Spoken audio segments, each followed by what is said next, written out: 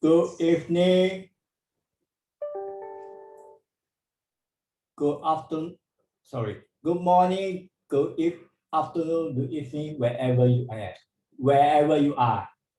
Fellows, Toastmasters and guests, fellow Fridays to all of all. Welcome to Singapore International Dynamic Speaker Chapter Meeting. My name is Willie Low. I'm the Toastmaster of the day for tonight's meeting. Tonight's meeting theme is centered around responsibility. According to Albert Einstein, man must cease attributing his problem to his environment and learn again to exercise his personal responsibility. And I'm also the club president of this club. In the meantime, let us hear for some of our role players who will be supporting the meeting tonight. What is their recipe for B responsibility? We have a timer, Toastmaster Alicia Chow, who is currently on the way here. He is the Toastmaster Libali will be the stand-in timer for the table topic. I will introduce Toastmaster Alicia later in the speech.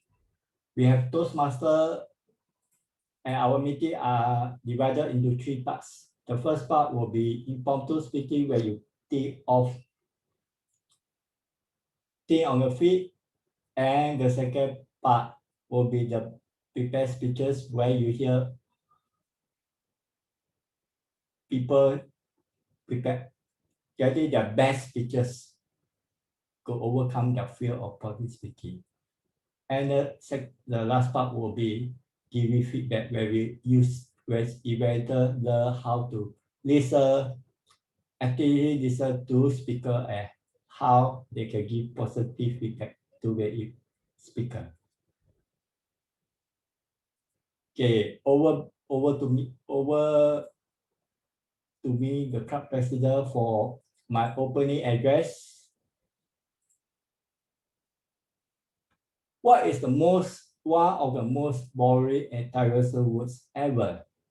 Like discipline, responsibility is one of the words you have probably heard so many times for authority figure that you develop a bit of allergy to it. Still, it's one of the most important things to grow and to feel good about your life. Without it as a foundation, nothing else here or in any personal development book really works. So today, I'd like to explore personal responsibility with the help for some of the tops of the topic. Now, taking responsibility may be less demanding, less painful, and mean less time spent in the unknown. It's much more comfortable. You can just take it easy and bear problem in your life or someone else, but that's always a price to pay. When you don't take responsibility for your life, you give away your personal power. There's several areas that you need to think of. There is always a price to pay. So I will say that. Why? Because if you ask somebody to do your work and they make a mistake, who is going to be responsible? You are going to be responsible. Second item is build your self-esteem. Many of us, I can say that one of the big reasons that they don't take responsibility in their life is when somebody else is paying for the bad thing that happened and a victim mentally is created and empowered. This really damages many vital parts in your life. Relationship, ambition, and achievement. That hurt will not stop until you wise up and you take responsibility for your life. And there's no way around. Third, give yourself the permission to live the life you want. By taking responsibility, you can control what will happen. If not, you are just, for example, you ask somebody to do the role, like what I mentioned earlier, and you hopefully they don't make any problem for you. They will create any problem for you. And if they do, you have to take responsibility. Eventually, it will cost your life, your job, your personal kind of. Fourth factor, taking action become natural. It's often said that your thoughts become your action, but without responsibility, taking responsibility for your life, this thought often stay at the mental stage, just in your mind. And it's just not only. Fifth item, understand the limit of your responsibility. Taking responsibility of your life is great, but you cannot, that is all you can control over. You cannot control the result of your action. You also cannot control how people react or what you say or what you do. Otherwise, you will create a lot of unnecessary suffering for yourself. Just don't forget to take responsibility in your everyday life. I understand that everyone like to take the easy way out. But sometimes we try to take the easy way out, and in the end we lose out a lot of things in life, because when you take responsibility in what roles you are given or volunteer, you do it well. If not, people out there will keep talking behind your back. Last one, aim to be your best self. Actually, it's of course not easy. You must take action not just to feel like it. Constant action is what really pay off and help you achieve anything else.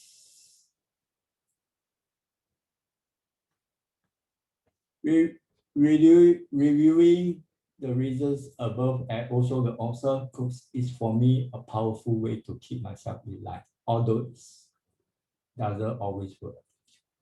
Doing the right thing in every situation is hard to do and also hard to always keep in mind. So go aim for person. Just try to be a good person as you are right now, and you can be right now. Thank you. Okay. Our next session is an impromptu speaking where we have our Toastmaster, Toastmaster Kana Sakara, who will give you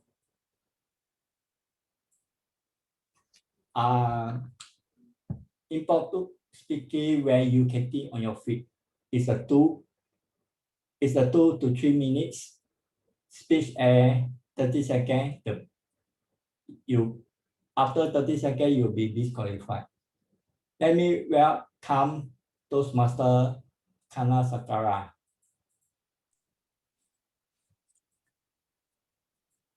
Thank you, Mr. President and the table topic master.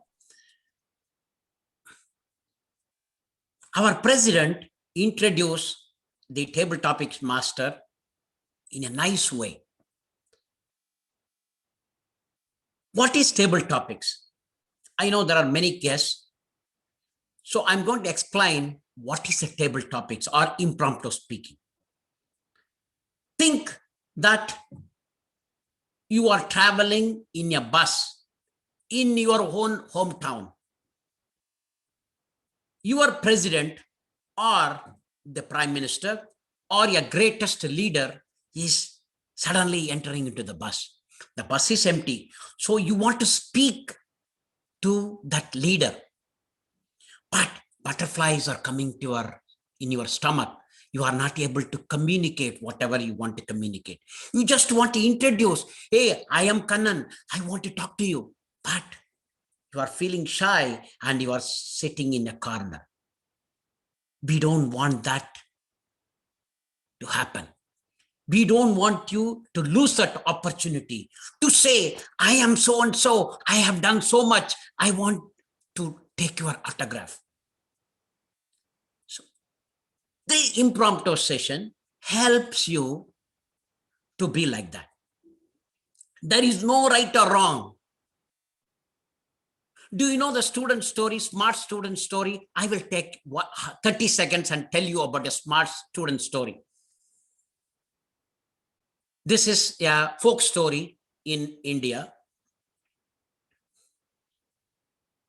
A student was studying in the school.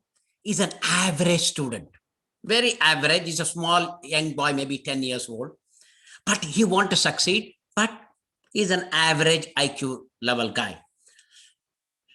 So the teacher said, okay, I'm going to help you. I will tell you what question I'm going to ask so that you can prepare. You need to write 10 sentences about a cow. You know, cow is an animal, 10 sentences. So this guy memorized day and night about the 10 sentence because he want to get good marks and he want to pass the exam. Unfortunately, somebody else set up the question. So when he went and attended the exam, the first question says, write 10 sentences about grass. You know, grass, which is there everywhere. So his smart mind came at the time. So he wrote all the things about the cow, 10 sentences about the cow. And finally he said, the cow eat the grass that you are looking for. So he has completed 10 sentences. At the same time, he has also mentioned that this is what the cow is eating. So fellow Toastmasters, that is what impromptu speaking. If you do not know the question, do not worry. Try to camouflage and say that this is what you want to answer. Okay, I'm going to ask our timer to talk about the timing parameters for this table topics. Madam Timer, can you explain the timing parameter? Thank you, Mr. Table Topics Master. Fellow Toastmasters and guests, the timing sequence will be, the green light will be displayed at 1 minute, the yellow light at 1.5 minutes, and the red light at 2 minutes. At 2 minutes 30 seconds, you'll get a reminder that your time is up. Back to you, Mr. Table Topics Master. Thank you, distinguished Toastmaster Lee Buckley. Mr. Toastmaster, do you have the word of the day for today? The theme is responsibility. Yeah. Okay. The theme is responsibility, but if we do not have the word of the day, try to use the responsibility in your answer, fellow Toastmasters. One more thing that I do differently. I know many Toastmasters prepare fancy slides. I am a person who firmly believes active listening is important for table topics. So I'm going to tell the questions in a slowly with appropriate pauses. I have not prepared slides. I am not interested in preparing slides. If you do not understand the question, you ask me, I will put it in the chat. But I am not going to prepare slides because I want to see you. I want to see your gestures. So let us start the impromptu speaking. All right. First, I am going to call Erika, Toastmaster Erika. Are you ready to take the challenge? You are in the first picture. It is coming in my gallery view. That's why I picked you. Okay, thank you for picking me. Yes, I'm ready. Very, very simple question. Why is responsibility important? Why is responsibility important? Erika. Okay, thank you for the question. Why is responsibility important? Yes, I think responsibility is important because there's a freedom. There's no freedom without responsibilities. If you did something freely without responsibility, is maybe not freedom, just like super selfish person. So doing things responsibility is very, very important. Right. And it is important to have a responsibility to connect with others, of course. If you are only one person in this world, probably you don't need to be responsible for anything. But we are living in the society, so you should be taking care of the others' feelings, think about the others' feeling as well. So that's why I think responsibility is very important. Thank you. Thank you, Erika. Yeah, responsibility is very important. It provides a sense of purpose in addition to building resilience of an individual. I liked your answer very well. Thank you for that. Next, I am going to choose Hi Hetano. Am I pronouncing your name correctly? Hi Hetano. Yes, that's my name. That's perfect. I am going to ask you a simple question. Yes. What responsibility you think you have for your community?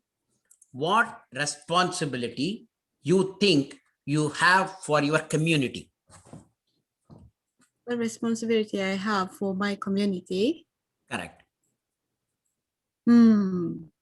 It's a really good question. I feel like I'm just working, always work. And for broader sense of community, I think I have to pay tax, and more than that, I have to be good, especially when we are living in Japan.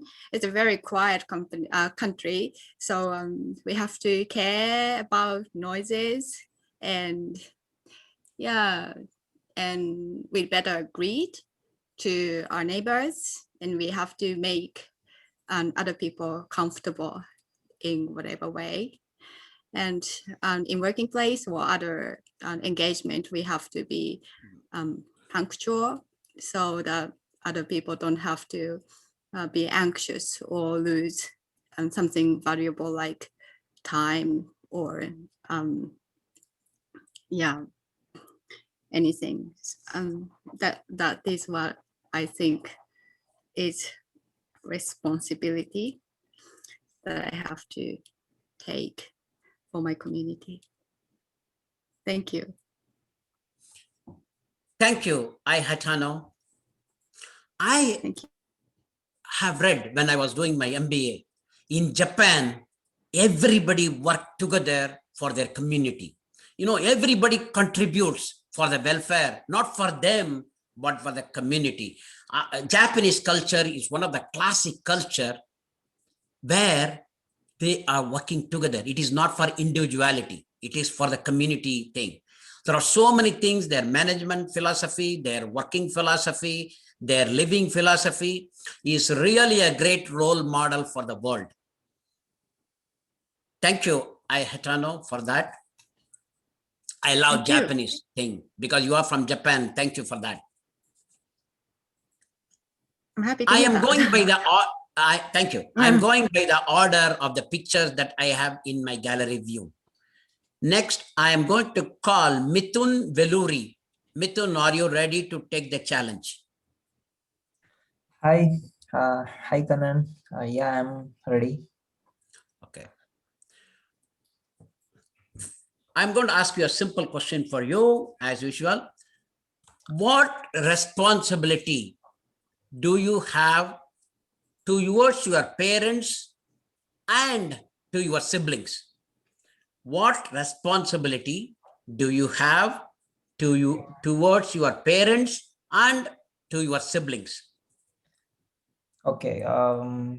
Yeah. Okay. This is Mithun. I'm from India. Okay. Question given to me is like, okay, what responsibility I have towards my parents as well as towards my siblings, right? Okay. So first, I'll talk about responsibility showing towards parents. So, okay, let me tell about myself. During my childhood, we were not financially in a better position. So my parents had to sacrifice a lot of things for my studies. So here, their responsibility is to provide education to me. So in return, now currently my responsibility is to make sure that they're good and they're well settled, their health is good, and yeah, I help them in the uh, any work they have. Yeah, that's what I think, that is my responsibility towards my parents. And coming to my siblings, I have one elder brother. He's really good with me, and he had helped a lot during my studies and explaining different things to me. So my responsibility would be to being kind to him, and in return, if I can help him in any way, help him. And yeah, yeah, that's all. Yeah, thank you. Thank you, Mithun. You have, yes, I understand. Most of our parents, I think every one of the Toastmaster may share the same story. Their parents might have suffered for the betterment of our Toastmasters. So it is our generation to pay back so that they can live a better life and they can have a better health, they can have a better financial position. You nail it down. Thank you for that, Mithun. Yeah, yeah, Next, thank I am going to call Angela Lensbury. Angela. Thank you. Are you ready to take the question, please? Yes, I am. What criteria do you use to make important decisions? What criteria do you use to make important decisions? Angela. Thank you, Kandan. I am an extrovert, and on the Myers-Briggs personality analysis, I'm an ENFP. I'm a typical teacher, and I will tend to research before I make a decision. This means I tend to be easygoing, slow to reach a decision because I want to know all the possibilities. And my sense of responsibility now is to try and be responsive and to respond quicker. Now, Toastmasters is rather different from major decisions in life. If you were to make a big decision like buying a house, you might want to research all the areas where you would want to live. In fact, in England, when I had to buy a house, I had to make a decision quickly because the agent was going to show somebody else the house immediately after showing it to me. And my mother and I dashed around to the office of the agent and said, we want it, we'll have it, we'll pay the price, take it off the market, we'll pay the deposit, we want it. So we made a quick decision. Now in Toastmasters, however, I tend to be too slow. People say, are you free on such and such a date? 24 hours will go past, and then I'll find they no longer need me. They've got somebody else to take the speaking slot. I haven't responded fast enough. And if you look at Facebook, you will see that it says something like, this person normally responds within an hour or responds within 24 hours. And my policy is that you should respond as a committee member within an hour. And as a coach to a club, I think this is something I must teach the committee, that they must respond to visitors' inquiries, otherwise the visitor will go elsewhere. So responsible and responsive and responding fast is my latest idea of responsibility. Thank you, Ken, and back to you. Wow, Angela, that was very good. You talked about the decision making in buying a house. I understand. I have been in the same place many times, because when you want to buy a house, if it is a seller's market, if you are not able to make the decision quickly, you may not be able to get the house you wanted. That is number one. Number two, even if you are in a hurry to make a decision and commit for a house, and if the house has got problems, you may not be aware of that. That is going to be a big challenge. And also, you bridge that to the Toastmaster, where we are losing the speaker slot. That the connectivity was very nice, and you made a great speech. Thank you, Angela, for that.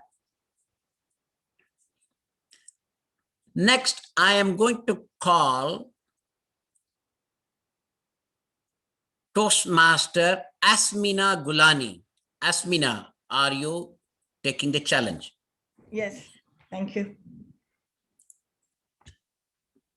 Tell me about a time when you are responsible for something. Tell me about a time when you are responsible for something.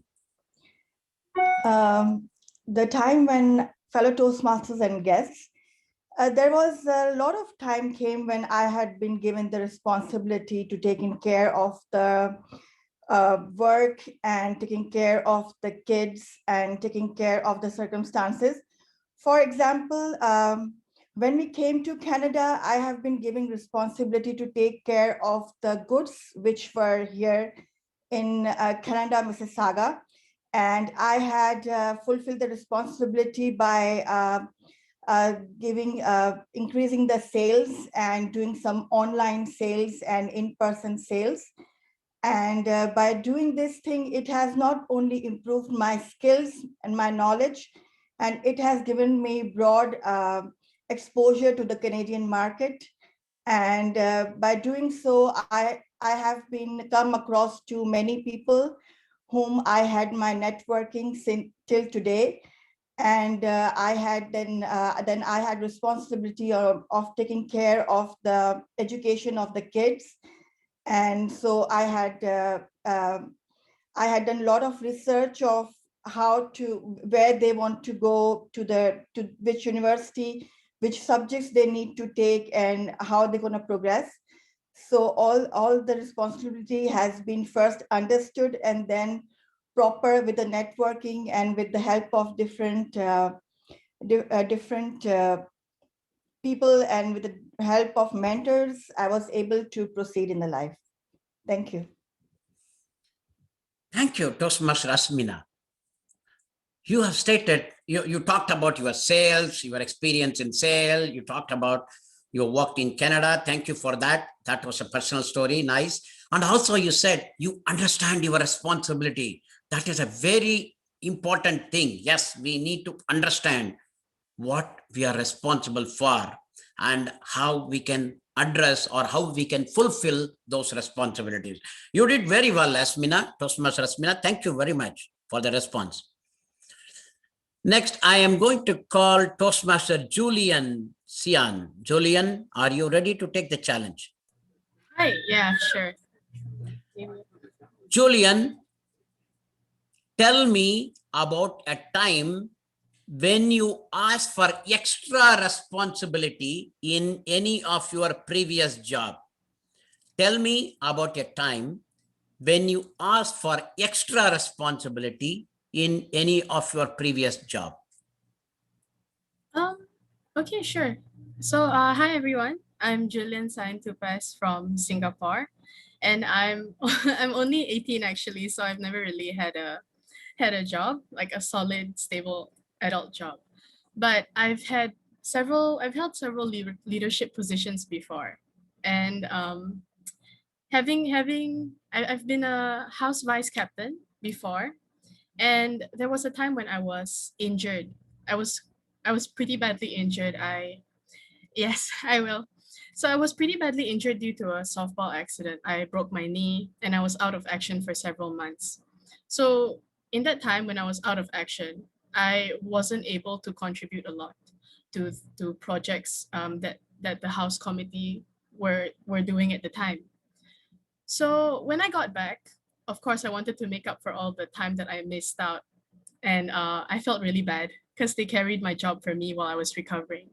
So that was when I asked for extra responsibility, just menial jobs like the administrative work and procuring materials for the school event and advertising the school event as well. So this was a time when I asked for additional responsibility. Personally, I don't think I'm a very responsible person. I would tend to avoid it whenever I can, just because I'm quite lazy. But yeah, this was a time when I felt like I had to do it because they really covered for me while I was away. So yes, that's it for my impromptu speaking. Thank you. Back to you. Julian, thank you. You are 18 years. Wow. And you have served in the leadership roles. In 18 years, I don't know how to go to my school properly. Thank you. Fantastic.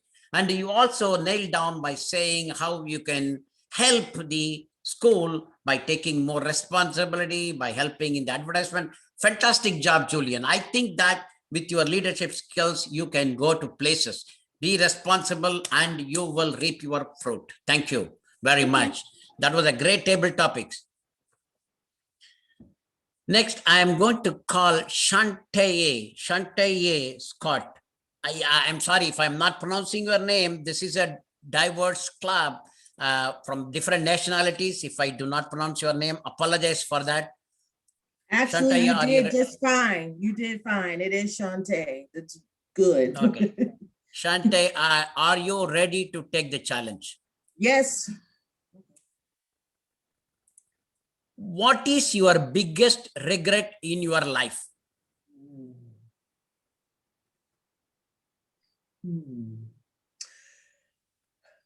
What is your biggest regret in your life? Okay. Mr. Table Topics Master, fellow Toastmasters, and honored guests. This year, I'm going to have a big year. I will turn 40 later this year. And as I reflect upon my life, one of my biggest regrets, I can say, is that I used to not stand up for myself. In my 20s, I worked at a large hospital system. And at the time I was younger, I felt like I could handle everything. I was younger and dumber then. I wound up getting injured on the job. And as a result of that, I have had a lifelong or an injury to my lower back since then, and it has never been right.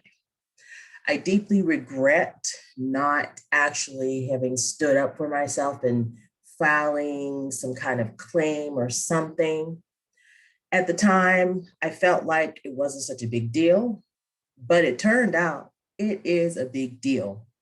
And I've paid the consequence for it in the rest of my life thus far in the form of my low back pain off and on.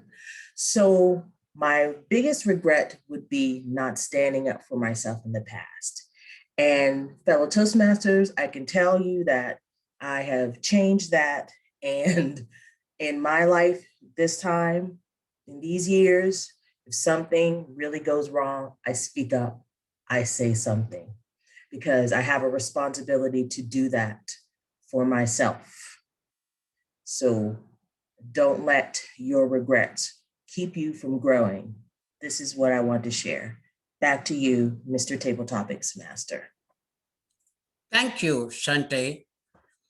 Yes, in US, there is a philosophy, love yourself first, so that you can stand for you in any circumstances. And you nailed it down. And I understand if you are not, when you are younger, you think that everything can be better, but you never know. Actually, your personal story really is a good thing. It is a very great lesson for others. Thank you. Appreciate for sharing your story. Next, I'm going to call Deka Ahmed. Deka, are you ready to take this challenge, please? Yes, I'm ready to take. Thank you, Mr. Cannon. Thank you. I'm going to ask a simple question. Explain what is your first reaction when your manager gives you a task that you think is impossible. I will repeat the question. Explain what is your first reaction when your manager gives a task that you think it is absolutely impossible. Thank you for the kindness. I think my manager, the first thing I will do, I will take the task in order to give him positive thinking. Then I'll try my best. Then I come back and explain to him how it's not working this. Mr. Kana. That's it, Deka. Actually, you can expand that because you need to speak for 1 minute. But if you are done, that's okay. But you try to speak for 1 minute at least. Do you want to continue? Okay, but since it's my first time today to join this meeting room, I will try my best to copy all of you. How it's taken, how you answer is all that. Maybe next time. No problem. No problem. There is no pressure. Try to speak for minimum for 1 minute. This is a skill to develop speaking. Thank you. Appreciate. Next, I am going to call Ahmed Yan. He is my Ahmed. Are you ready to take a challenge? Me? Ahmed? Yes, I'm ready. Okay. Let me ask you a very simple question. How is responsibility important in life? How is responsibility important in life? Hello, Toastmaster. And guys, thank you, Toastmaster Kanan Sankara. Responsibility will show who you are, who you look like. I think every day we have a duty, a big duty or small duty that we have to do. If we don't do it, the situation will be worse or will be done with unexpected condition. So, for example, as a father, every day I have responsibility to give food for my children. I have two daughters. Every day I have to work hard. I have to spend money for buying food, vegetable, milk, and of course, I have to save my money to buy new clothes and buy transportation card. So responsible is very important in our life. It is part of our life. We don't be, we will not be better human if we don't have responsibility. Back to you, Toastmaster Kanan Sankara. Thank you, Toastmaster Ahmed. Yes, you nailed it down very nicely. The most important aspect of taking responsibility is to acknowledge that we are responsible for our life. Nobody can live as we need to stand for ourselves. As another Toastmaster, Sante also said, we need to make sure that we are taking care of ourselves and we need to make sure that we stand for ourselves. We cannot blame others for the events in our life. So thank you for that. We need to be really responsible. Thank you, Ahmed, for that. I think that concludes the today's table topic sessions. I missed to ask Thomas Chen a question, but next time we will do that in the next Toastmaster meeting. Thank you for that. Thanks. Thomas, you arrived late. And I'm going to yield the lectern back to our Toastmaster of the day, our club president, Willie Lowe. Thank you. Thank you, Toastmaster Kana, for the wonderful table topic session. Can I have, before we go to voting, can I have the timers report? Toastmaster Lee, can we have the table? Okay, you have indicated. So all qualified for voting. Okay, I will launch the voting and please vote for the best table topic based on originality, structure. Yeah. We left 5 more persons, that's 60% voted. We need some more. 3 more to go. Oh, there's a tie. Okay. 1 more to go. Anyone else? No one else? I will close the poll. Counting 5, 4, 3, 2, 1. The poll is closed. Want to know who is the best table topic? Stay for another 90 minutes and you will know the result. Okay. Normally, in a lot of Toastmaster meeting, there is only a break after the speeches. But in this cup, we have 2 breaks because it's a long meeting. Not so long meeting, but because the speeches are long. So let us, now the time is 9:45 Singapore time. We'll come back in 9:55 p.m. to start our prepared speeches. Tonight's speakers, there's 5 speakers. Do stay back to hear a wonderful speech because if not, you will miss a lot of good speeches around. So we come back at 9:55 p.m. We have a break of 10 minutes.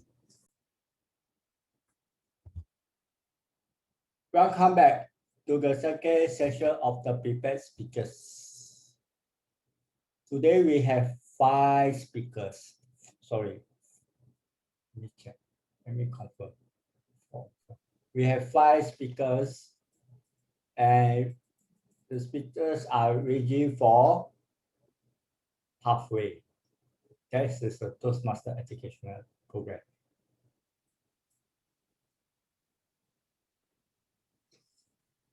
Before we begin, let us look at some of the secret recipe to be responsible in your speech. Our first speaker today is Toastmaster Joe D'Souza, Dynamic Leadership Level 2. She's doing a project speech for Dynamic Speaker Pathway Dynamic Leadership Level 4 Building Skill, Manage Online Meeting. Can I invite the inventor, Toastmaster Thomas Cher, to read the purpose statement? Sure, John. So the purpose of this project is for the member to practice facilitating an online meeting or leading a webinar. All the best and have fun. The time is 20. For green is 20 minutes.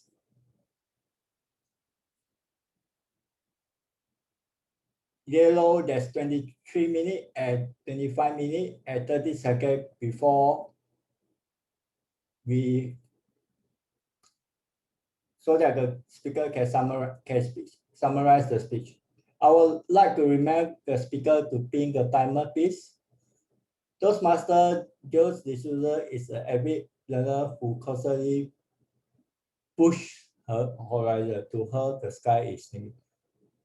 For her speech tonight, she would like to tell you all how our priority affects our life or change.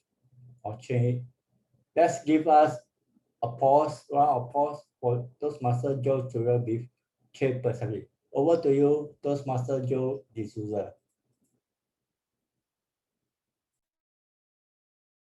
Alicia, how should I time you though? Because I'll be screen sharing. I'm sorry, this is the first time I'm sharing my screen. All right. So Okay, how do I know the timing? Yeah. All right, the timing sequence is 20 minutes. You will see the traffic light with a green light. Yeah. How Okay. will I see? But I will be in my screen, right? Yeah. Anyway. Are you sharing screen all the time? Yeah. Okay. I don't know whether you can, if you share screen, can you still pin me, Mr. President? Can you just put it on the chat? That will be nice. Yeah. Just put it on the chat. No? Okay. Because Okay. All right. In the chat group, no problem. No, Yeah. Just put it on the chat. Yeah. Afraid not, because she's using iPad. Yeah. I'm using iPad. So just put it on the chat, please. Yeah. Thank you so much. Huh? Thank you. Okay, I'm sharing my screen. Okay, please don't start the time. Yeah. Okay, when you're ready, then let me know. I will start once you start speaking, all right? Yeah.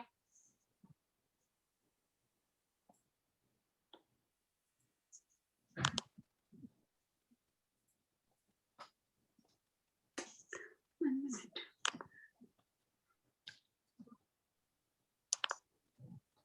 Rachel? Oh my gosh, sorry.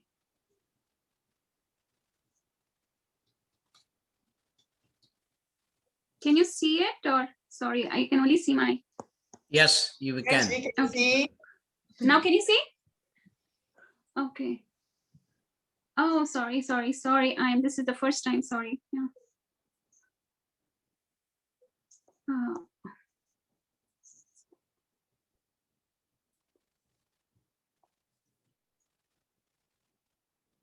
Okay, I don't know why it is like this. Yeah.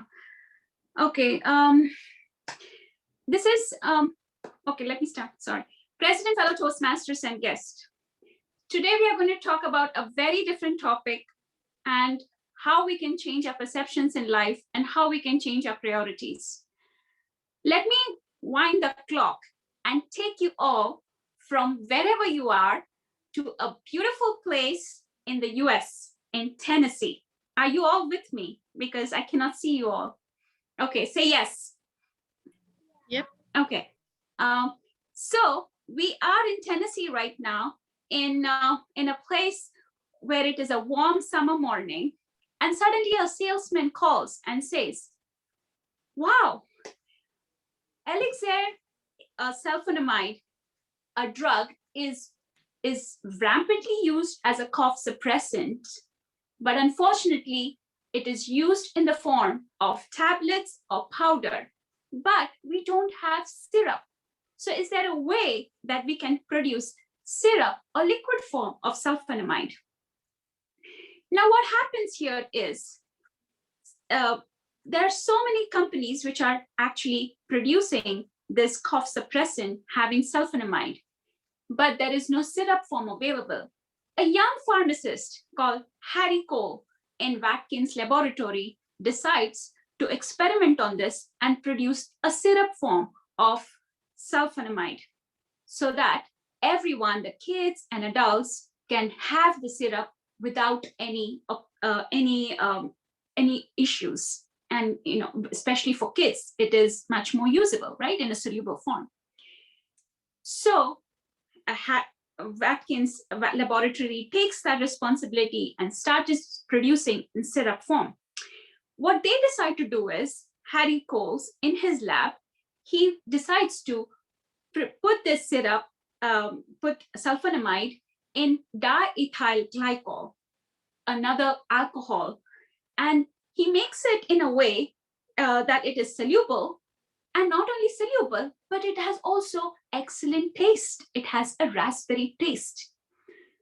Now, we all know that children will love this taste, right? A raspberry taste of a cough suppressant.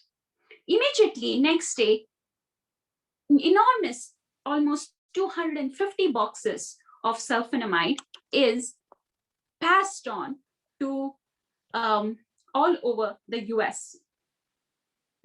What happens 4 months down the road in 1937, October, suddenly physicians call up from Oklahoma and some other parts of the US and say that this syrup is dangerous. 105 deaths are reported right within a span of 4 weeks. 71 kids are killed and 34 adults. Now, my friends, a raspberry taste of cough syrup produced taste of death to so many people. Now, I want to move around and take you all to another continent, Europe. In Europe, we see that another drug is being experimented. This is thalidomide. Women get up in the morning, during their pregnancy, and suffer from morning sickness. Now, thalidomide is known as a non-addictive tranquilizer, a non-sedative, which can produce calm and efficient sleep. And it is so just not sleep, but it also reduces morning sickness as a result of its tranquilizing effect. Now, what happens in this process? Women started taking it. It became so popular in 1960s that hundreds of women took it. And within 4 years of its production, 10,000 kids or infants were born with teratogenic effect. 50 kids were born with maldeformities. Now, where am I heading to all this? Both these cases, sulfonamide in USA, in Tennessee, neither thalidomide in Germany, Europe, was tested before these drugs went out in the market. Neither FDA, during those days in 1937, there were no rules and regulations for safety and efficacy of these drugs. There were no rules of safety and efficacy of drugs, neither in Europe. 1938, after sulfonamide produced so many deaths, FDA, or Food and Drug Administration, decided to pass an act called as Food and Drug Cosmetic Act, which made mandatory for any drug to be safe and efficient before being passed out or being post-authorized to the public. Similarly, the European Union in Europe made it mandatory in 1960, after, in fact, there were so many incidences of maldeformed kids being born after consumption of thalidomide by the mothers. Now we see that this is just not, the act is so important and has made so many new changes that we also came up with so many studies after that. But still, it is not enough, because we still keep getting new cases of the drug not being safe and not being efficient enough, or the efficacy rate is so low. In US, again, we have chloramphenicol, which despite of all these acts being passed and NDA making it, the FDA making it mandatory for the NDAs to have to report all the safety and efficacy of the drugs, still neonatals were suffering from so many conditions, such as aplastic anemia, especially after chloramphenicol was again, which came out in the market. Neonates were again bleeding to death because of a severe side effect called aplastic anemia, which was produced after consumption of chloramphenicol. Now, where are we heading to again? This is like there are so many studies being done, especially FDA and Europe came up with clinical study trials. So the drugs have to be passed from preclinical studies to clinical 1, clinical 2, or phase 1, phase 2, phase 3, and then post-authorization. And then the drug comes out in the market so that we all can use that drug safely. But still, we see that the drugs have their own side effects, that we see so many labelings and so many side effects which come up despite of so much of monitoring and constant risk management plans which come up. Now, what is the issue of all this? This is because the studies are being carried out in various parts of the world. We have one study which comes in UK, then the similar study of a drug which comes up in India, then in Singapore, then in US. But why is there so much of, but why, despite of all these studies, that there are still side effects which go unmonitored and there are still signals which are not detected? This is because we are all very different. We come up from different genetics, different culture, and different background, as a result of which we come up with various symptoms. So as a result which we come up with so many symptoms that there is no uniformity in studies. I have a very nice quote for it, which says that dying from disease is sometimes unavoidable, but dying or suffering due to an adverse reaction of medicine is unacceptable.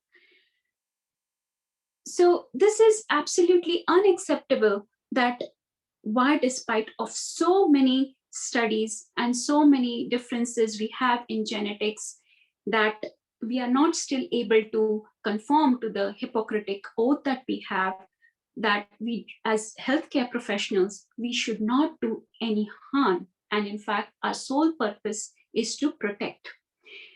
Now, the overall, this is pharmacovigilance, that lot of that this system has come up after post-authorization of medicines, that after clinical trials are completed in 4 phases, that symptoms have to be still monitored when the drug comes out in the market because of this variation in our genetics, our culture, our background, our diet and regimen. We are all so different that we show up with different symptoms, and that's why the side effects still come up, because we don't have uniformity in reporting what we are going through and what we experience. So what is the overall objective of pharmacovigilance system? This is the system, or this branch of science is come up due to our innate responsibility, as the theme goes today, is to prevent harm.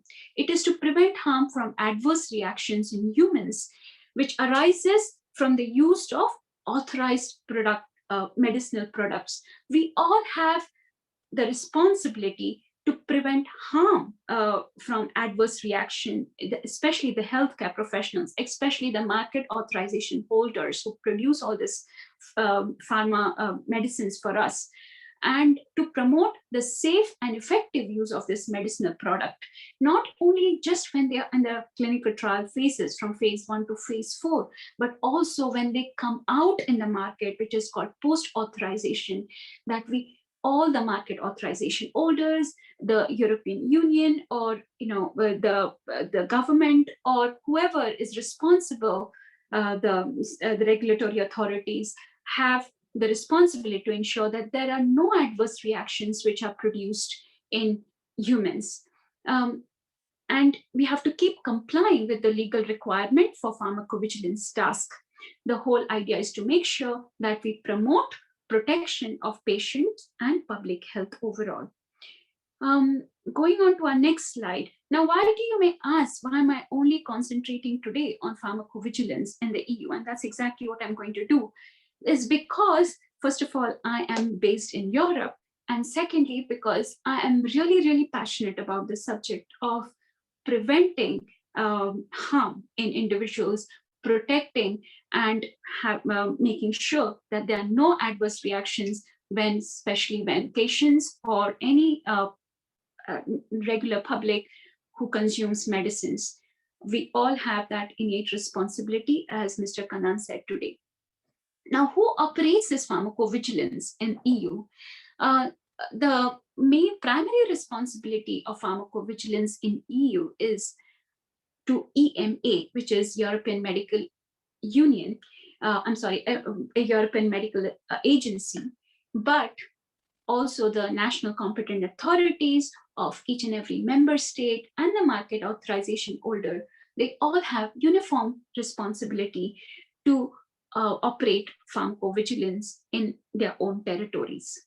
Now, what are these rules that govern pharmacovigilance? There are so many rules which govern pharmacovigilance, which I'm going to talk about, especially the directives. And it was recently revised again in 2016 because people wanted to bring transparency and no bias in the system. So, and in order to make sure that everything is transparent, all the database gets together in one component, which is called ultravigilance, rather than having all these different databases which monitor adverse drug reactions. Now, what are these rules? Where are these rules found, you may ask? These rules are actually found in Pharmacovigilance System Manual file, which is given. The summary of pharmacovigilance system file is actually given to each and every market authorization holder, so that they have the prime responsibility to ensure that they constantly maintain safety and efficacy of their drugs that they discover and they produce in the market. Now, within the EMA, or the European Medical Association or agency, who has the responsibility? Because EMA has so many branches. After the legislation was passed in 2016, it was a small branch within the EMA which decided to take the responsibility of making sure that all the signals are detected within the adverse reactions, so that they point to a particular adverse drug reaction. And this committee was called as Pharmacovigilance Risk Assessment Committee. And not only they have the risk assessment committee, but also the legislation produced guidelines, which are called as good pharmacovigilance practice within the EMA, which actually gave PRSAC, or Pharmacovigilance Risk Assessment Committee, the responsibility to follow through these guidelines. And it was all within this manual, which is called as Pharmacovigilance System Manual, which produced and made sure that there is constant compliance to these guidelines. Now, so this is the Pharmacovigilance System Master File, which the EMA gives to each and every market authorization holder. Now, they don't give the entire system master file to each and every market authorization holder so that they have the guidelines. But what they do is they give a summary of this system master file. So in order to ensure that they understand what guidelines they are, and they're not too inundated with floods of rules and regulations. And also, there is a EU, a QPPV, or a qualified person of pharmacovigilance, who is within that system master file and who's located, who is there 24 hours to make sure that the market authorization holder know that this is how they have to, this is, so that he's there as a target point for these market authorization holder to ensure that all their questions are answered 24 hours and there is no confusion. They also know which location the inspection will be carried out in case there is an audit for all these adverse drug reactions, whether you are maintaining it, how the database is maintained by each and every market authorization holder. For example, for Pfizer or for any other company like Roche, they all have their own summary of system master file with themselves. And if they ask for it, certainly the EMA will provide them with the entire system master file in case, so that they have clarification and they know exactly what rules and regulations to follow. So each and every location of the of EU QPPV is known by the market authorization holder, and he will know exactly where the inspection will be conducted as well. And they can reach out to this EU QPP anytime when they want to, and they also know the rules for it. Now, sorry about this again, yeah. So UDRA vigilance, now this is again another legislation, this is again another database which was formed by the revised legislation. Prior to 2016 in EU, it was very similar to the US, where there were different databases which were used in order to document or in order to compile these adverse drug reactions or the side effects which were produced by the drugs. But then what happened was there was no transparency, and there was so much of bias, and everybody wanted to promote their own drugs, and everybody wanted their own authorization in the market or own patent rights for their drugs. But EU did something so that they had transparency and everybody was sailing in the same boat, and there is no deviation in rules, and everybody knows how many reactions or how many side effects are produced by each and every drug.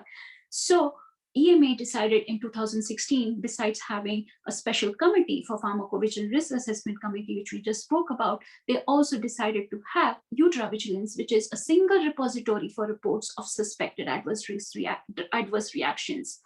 And it was so uniform that everybody, each and every market authorization holder had access to it, healthcare professional had to it, all clinical trials, whether you are in phase 1 to phase 4, everybody had access to this UDRA vigilance database, and everybody could put their adverse drug reactions or report it right there, so that everyone knew how safe this drug was or how much we have to use, and what we have to do and how we have to go through this process in order to make sure that this drug has reduced risk and increases the benefit, how we can increase the benefit of this particular drug.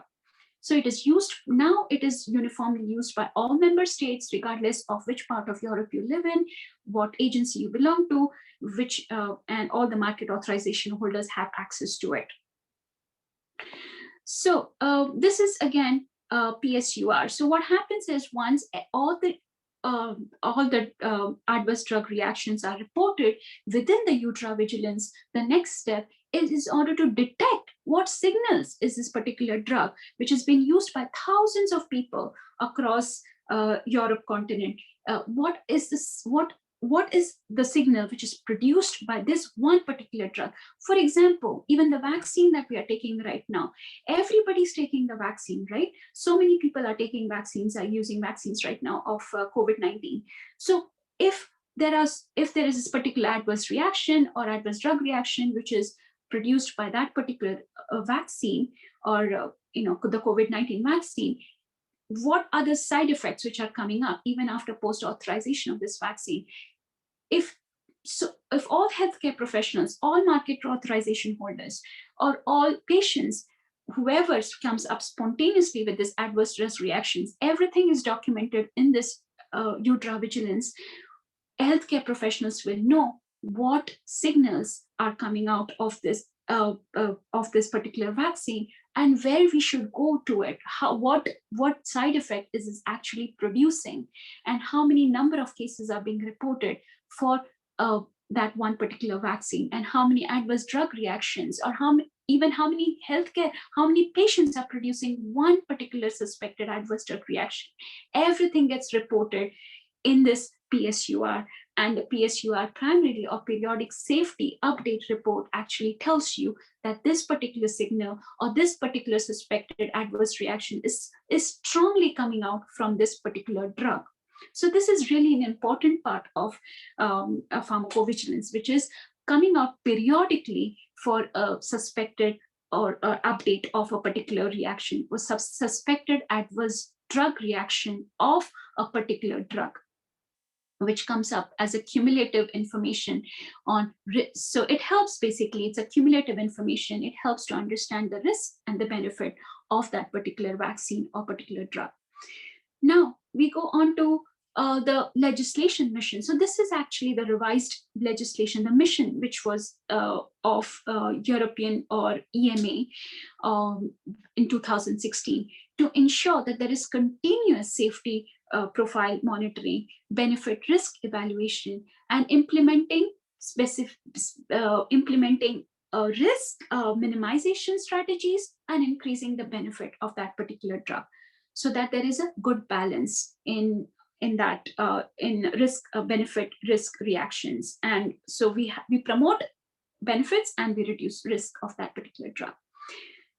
So as I told you, in order to summarize again, the EU legal framework was to bring uniformity in 2016 so that we don't have multiple databases in order to track adverse drug reactions, like many countries still have that. There is one database called UDRA Vigilance Used. There is increased transparency and reduced bias. And we have good pharmacovigilance practices, in the sense, good guidelines in order to monitor these drugs. And everybody follows this good pharmacovigilance practice, regardless of whether you are a healthcare professional who is monitoring a drug, whether you are an investigator, you are a sponsor of a particular clinical trial, or you are market authorization holder, you have patent rights for that particular drug, or regardless of even an agency, whoever goes through or whoever wants to have that particular drug in the market has to follow this good pharmacovigilance practice or guidelines. And the best thing that EU did in 2016 was to have this committee, which actually helps in evaluating or detecting signals, so that we can put that in the EU database called PSURs and produce signal detection and adverse drug reactions, so that it helps in labeling and informing the regular public of what particular side effect that you should be really, or adverse drug reaction you should be aware of that particular drug. Are you all with me, or am I? Please tell me and raise hands if you have any questions so far. Hello. I think we can't see the slides though. Oh, really? Oh my gosh. Oh my gosh. Am I just going on talking without showing all the slide then? I'm so glad it's okay. you told me that. You have a beautiful voice. It's okay. The slides will only distract us from your beautiful voice. Okay. At least can you see me or no? No. We see your superhero sign. We see your superhero sign.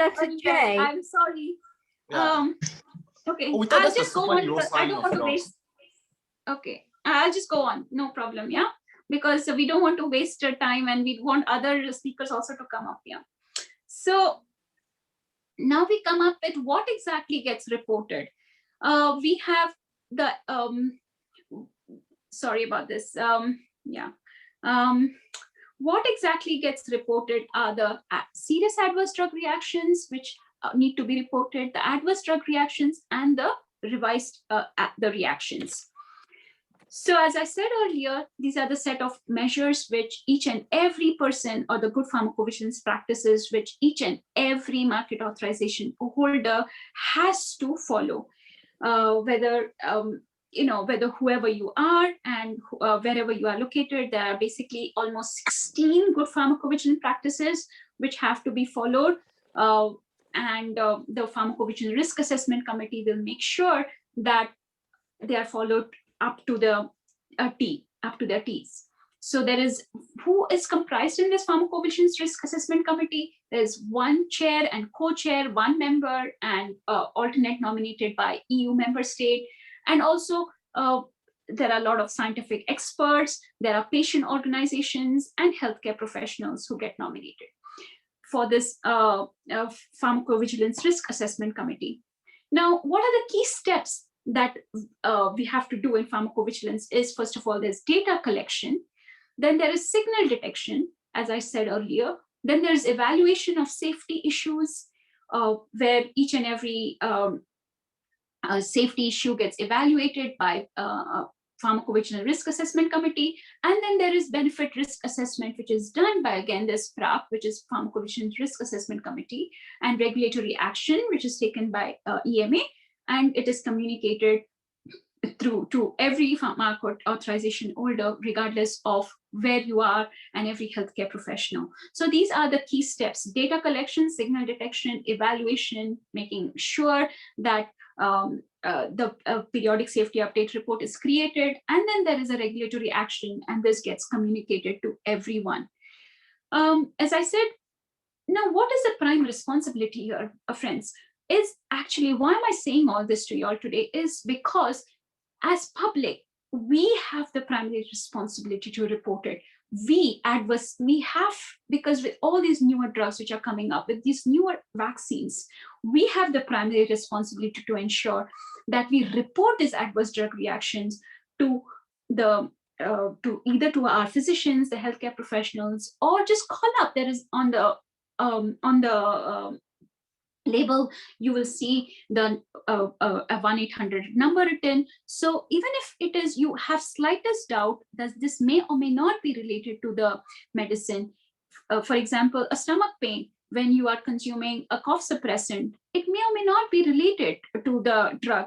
It may be because of your genetic disorder, something you ate, something you previous day you had a party and you just suffered from stomach pain and vomiting, nausea, whatever. But regardless of whatever you do, if you are on a drug and if you are consuming a drug, make sure you please report it to your, either to your healthcare professional and either to your, or just call up the 1-800 number and let them know that you are going through this symptom, because you might save lives. You might save so many other lives of other patients who may or may not may suffer from this, and it may have a causal relationship to the drug. Who knows?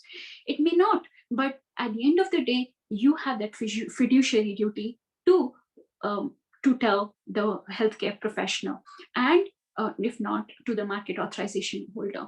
So what is this adverse event? It is defined by the Pharmacovigilance Committee as any untoward medical occurrence in a patient administering a medicinal product, and which does not necessarily have to have a causal relationship with this treatment. So this is an adverse event, and adverse reaction is if it is suspected and more probable or not related to the drug. So regardless of whether it's an adverse event or an adverse drug reaction, please make sure that report it to your physician. And our fiduciary duty is more so because now that we are all soon going to take our vaccines for COVID-19. So it is a spontaneous reporting, or even through a lot of healthcare professionals are going through, basically through a lot of literature reviews also, and through a lot of clinical trials as well, that we see that there are set up studies, in fact, which are being set up. I will soon talk about that as well, post-authorization studies which are being set up in order to make sure that these events are continuously monitored for our protection. Serious adverse events more so, because they actually cause death. And if there is, what are serious adverse events? In fact, if you're taking a drug, or if you're taking an experimental drug especially, And you don't know, right, if it's an experimental drug, whether it has been just approved in the market within like 10-15 days before, or within a month, it's a new drug application. You go to your physician and you say, oh my gosh, can I have this drug for my stomach pain? And he tells you, he may or may not even know that this is a new drug. But so you don't know, and neither does he, or he may know and he may not want to tell you. It's because he also gets the news from his medical reps. They come to the physician and say, oh, this is a new drug which has come up to the market. Could you please try this for us so that it helps us to increase our market responsibility and to market our drugs. So nobody knows in this process. The physician may or may not tell you, but it is our responsibility as a taker, as the patient, as a regular public, as a fiduciary responsibility to make sure that we protect our fellow citizens and report these adverse drug reactions to the healthcare professional or to the market authorization holder. So, and more so if it's a serious adverse event. And what are these serious adverse events? They are untoward medical occurrences if it results in death, if it's life-threatening, if it requires inpatient hospitalization, and it results in persistent or significant disability, or it produces a congenital anomaly or birth defect. So more so, right? So there are these 6 criteria. If it results in death, it's life-threatening, it requires inpatient hospitalization, and it results in persistent or significant disability, or it has a congenital anomaly or birth defect it produced, we more so then have to report this adverse event to either to the highest authority, whoever is possible or whoever is within your reach. In fact, EU has come up with another serious adverse event, which is also described as IME, or important medical event.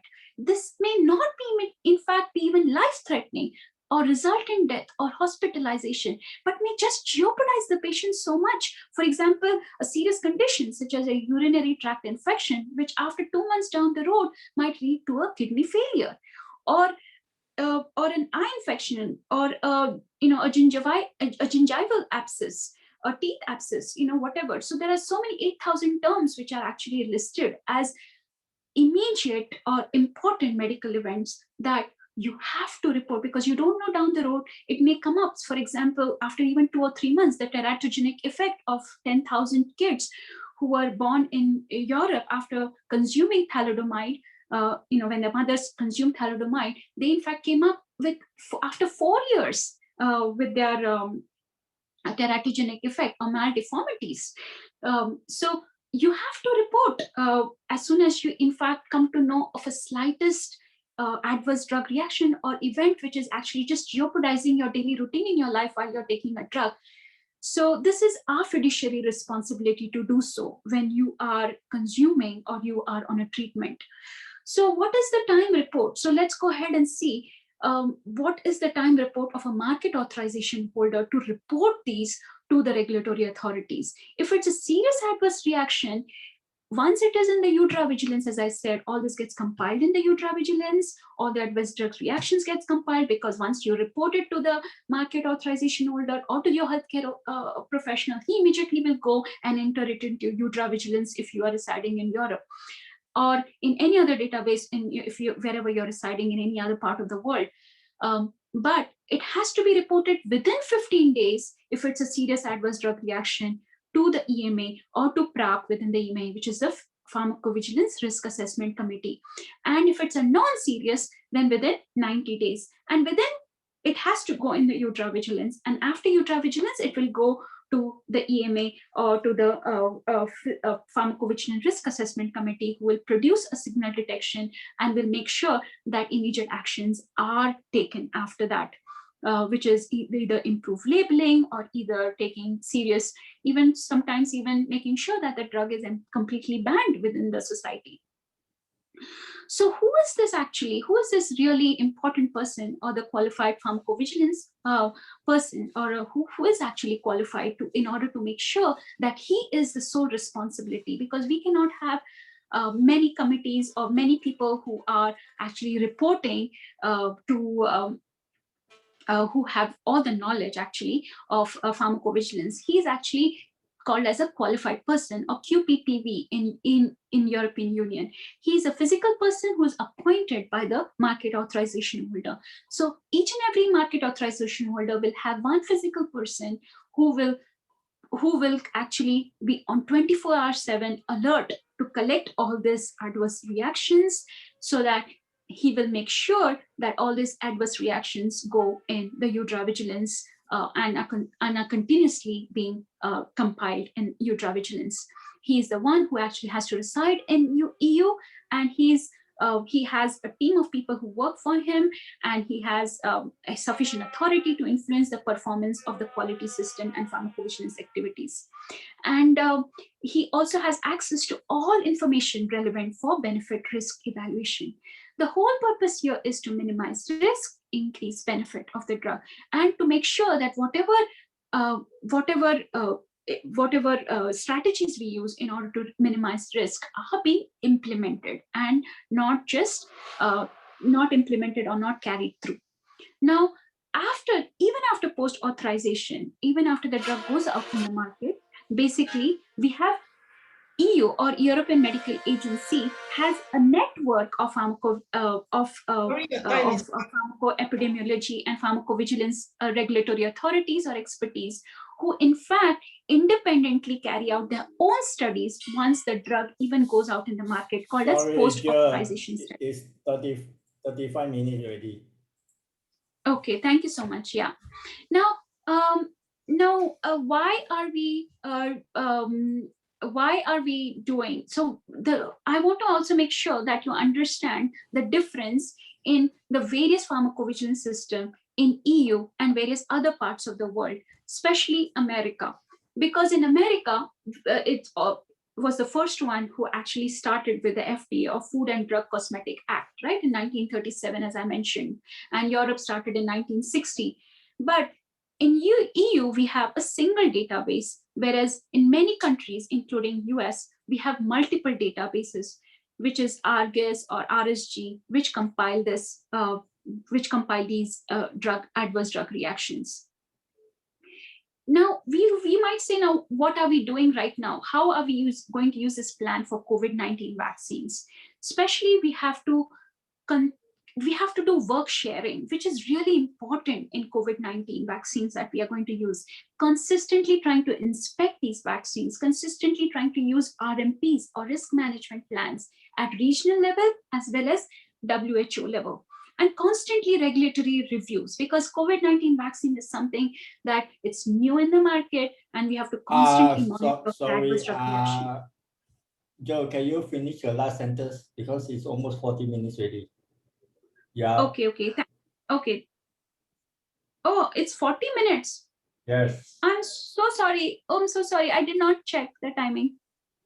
Okay. So anyway, I will just finish this. The public responsibility is to participate in clinical trials as much as you can, and to report adverse events, as I keep constantly saying.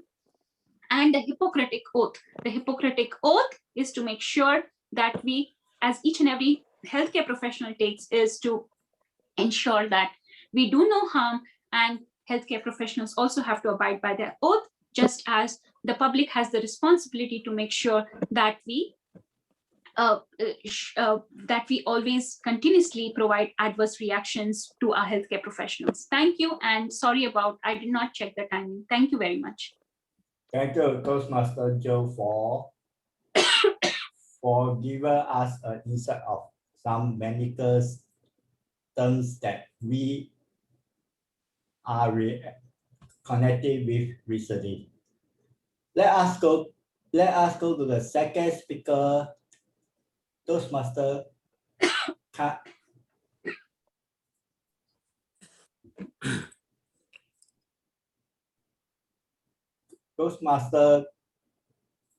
Kana Sakara.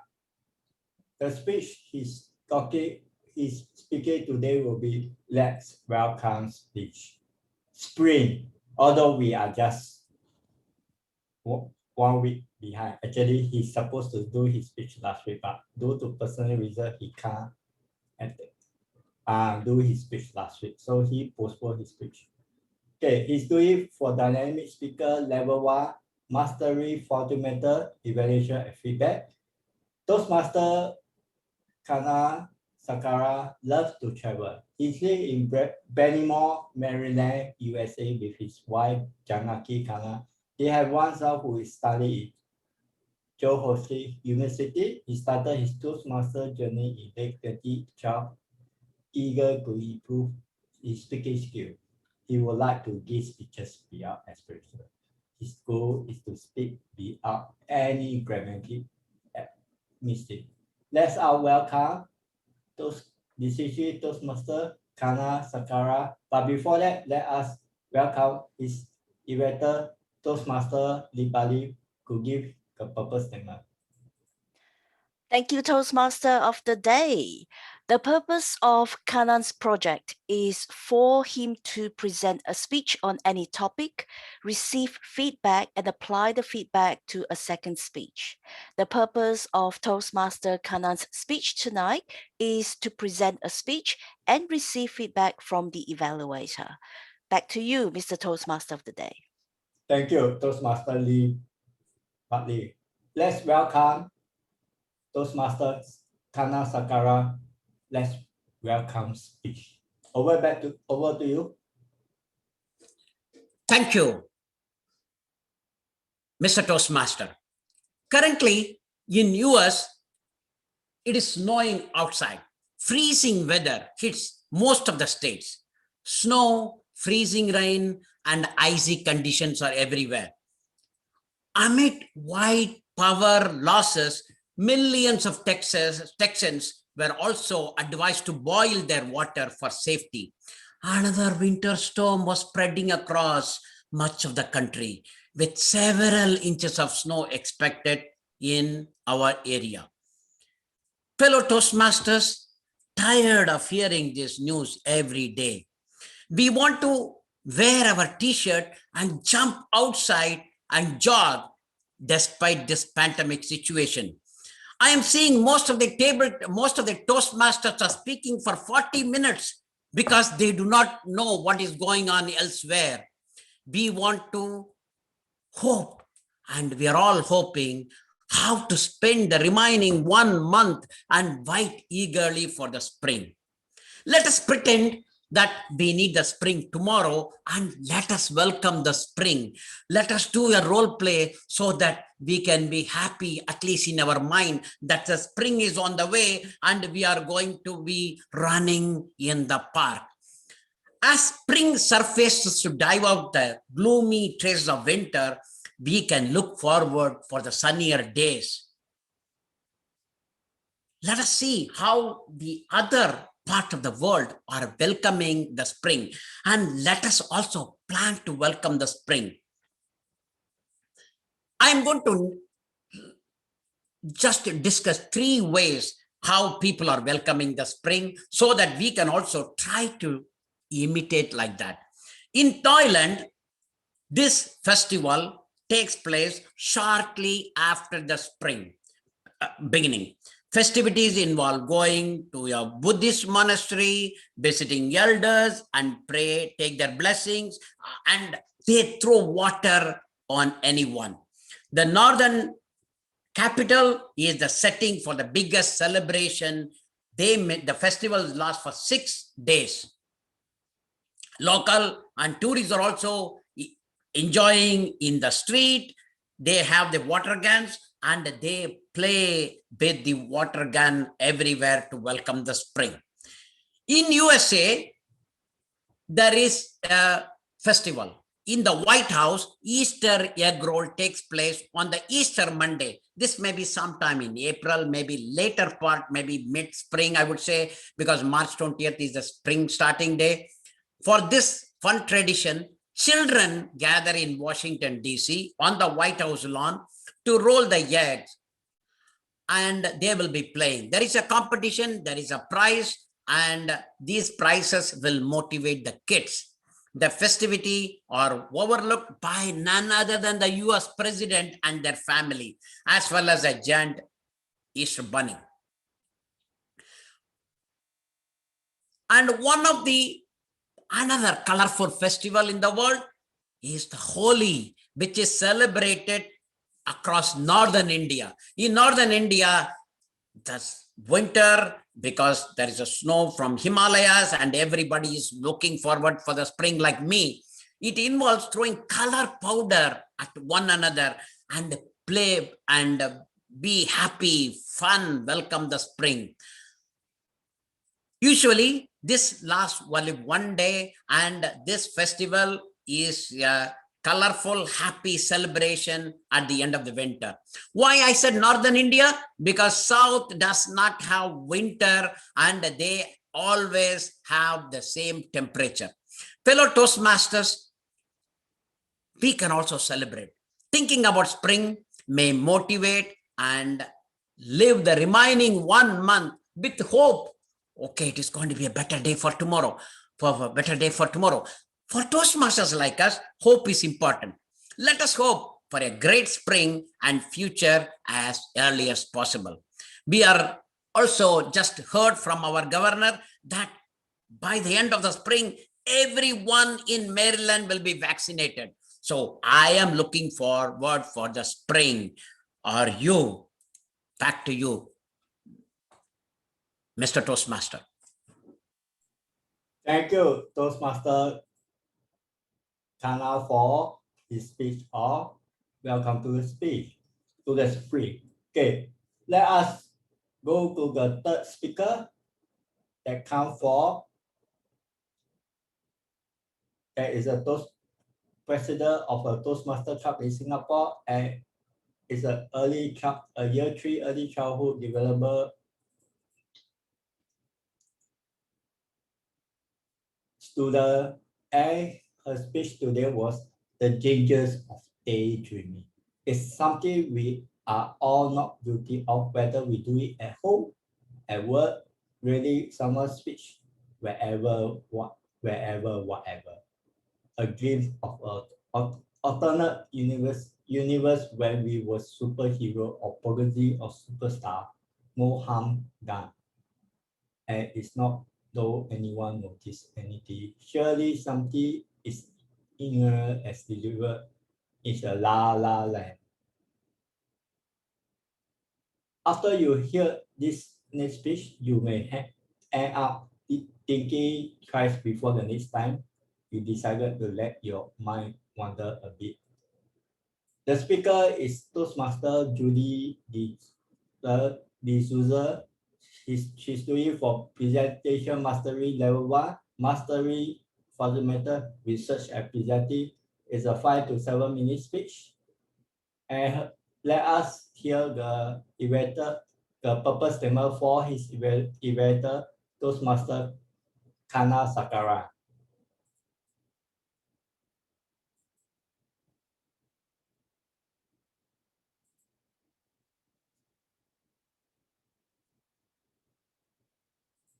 Research representing the purpose statement.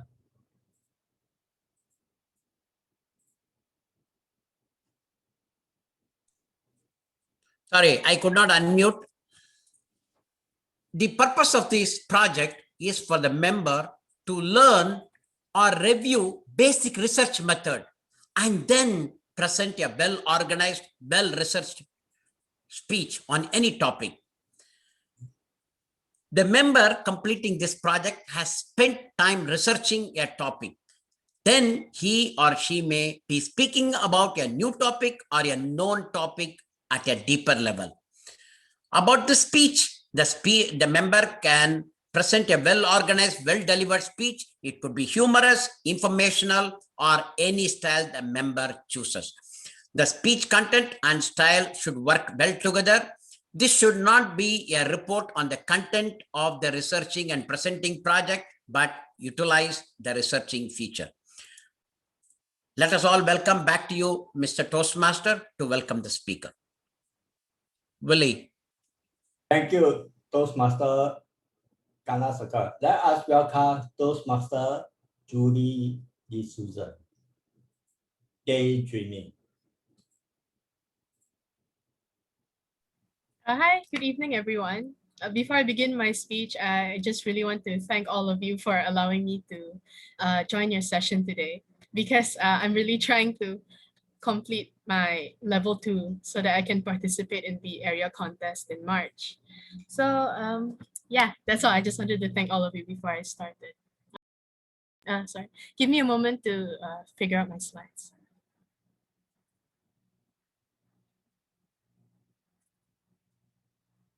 Can you just give me a thumbs up if you're able to see my slides? Okay, yeah. Let me just see if it's responsive. Okay, all right. Sure, I'll begin. We daydream. It's normal. It's not a terrible habit like biting your nails or digging your nose in public. In fact, I would personally say that it's a safer mannerism as compared to most others, at least in terms of hygiene. So why the strange title? It can't be that dangerous, right? Well, my purpose here tonight is to break some bad news to all of you. Yes, it is. When daydreaming starts to take over everything else, that's when it makes the ugly transformation from daydreaming to maladaptive daydreaming. The table of contents for tonight. Before we begin, what exactly is maladaptive daydreaming, or MD? It's a psychiatric condition that causes intense daydreaming, which distracts a person from their real life. In other words, daydreaming becomes a disorder when it begins to interfere with one's daily activities. Comorbidity, the presence of one or more additional conditions often co-occurring with a primary condition. The comorbidity of maladaptive daydreaming is a research paper conducted by interviewing a group of 39 participants who qualified as sufferers of MD, headed by the founder of the condition himself, Professor Eliezer Sommer. Of these participants, 74.4% of them met the criteria for more than 3 additional disorders, while another 41.1% of them met the criteria for more than 4 additional disorders. The disorders that occurred most frequently alongside MD were found to be 76.9% attention deficit hyperactivity disorder, 71.8% anxiety disorder, 66.7% depressive disorder, and 53.9% obsessive compulsive or related disorder. The saddest part is that 28.2% of these participants have attempted suicide at some point in their lives. What does MD have to do with any of these statistics? This study proves that MD is only evident in cases where there is heavy trauma from another condition and/or past traumas. Furthermore, this would mean that any undiagnosed sufferer could potentially have a more serious, unresolved root cause lying beneath the problem. Let's take a look at some symptoms. For a sufferer to engage in any daydream without any hindrances, all the elements found in books and movies need to be utilized, causing hyper-realistic daydreams. As previously mentioned, daydreaming can be used as a coping mechanism when trying to get through traumatic times. Thus said, the daydreams at this time are centralized around the sufferer's regrets. The constant urge to daydream often interferes with the sufferer's everyday tasks. The ideal time to daydream is, ironically, at night, because there are absolutely no interruptions from the outside world. Most of the other daydreams are caused by the overwhelming desire to continue daydreaming. During especially action-filled daydreams, the sufferer can feel so in tune with their dreams that their body actually becomes convinced that it's real, causing the body to involuntarily imitate the actions, expressions, and dialogue involved. Lastly, the sufferer ends up investing a lot of time into their daydreams due to their addiction. This disorder can't be formally diagnosed because it's not in the Diagnostic Statistical Manual of Psychiatric Disorders. If that's the case, you're probably wondering, How can I be so sure it's a legitimate condition? Good evening, everyone. My name is Jillian Sayan de la Cruz Tupaz, and I suffer from maladaptive daydreaming. I'm sure you're all familiar with the liberating bliss of experiencing a completely new storyline, even for just a brief moment. All the pretend fame and fortune dancing around up here sometimes feels so real that you just don't want to return to the present. Of course, regular people, they're anchored to reality. They know when the rope tying their imagination down is getting too taut, and they're able to pull themselves back in the nick of time. But for maladaptive daydreamers, like me, it's a different story. Our daydreams become parasites riding on the default mode network until it's burnt straight through, producing oxytocin until we're drowning in it. We're literally happiness junkies and drunkards at this point. And when the high subsides, the low from all of that expended happiness is so extreme that we end up heading straight back to La La Land. It's a vicious cycle. All the time, energy, and effort spent on my daydreams could have been spent trying to find a cure for it. Speaking of cure, there's currently no fixed treatment for MD. In one case, fluvoxamine or Luvox, an antidepressant of the selective serotonin reuptake inhibitor class, was effective in treating a female MD sufferer. Luvox is used primarily for the treatment of obsessive compulsive disorder. It is also used to treat depression and anxiety disorders, such as panic disorder, social anxiety disorder, and post-traumatic stress disorder. As optimistic as this sounds, I'm afraid there's still no conclusive evidence to support the usage of drug treatments. And relying too much on medication may bring about another set of problems for the sufferer. Besides the standard mental health wellness tips, I wasn't able to find anything else that really touched on concrete steps that MD sufferers can take to start the road to recovery. Actually, there was one tip. Turn your dreams into goals. Oh, and my purpose here isn't only to break some bad news. There's another thing I forgot to mention. My name is Julian Sayan de la Cruz Tupaz, and when I graduate, I will pursue university studies and attain a PhD in psychology so that I can conduct research on a treatment for this condition.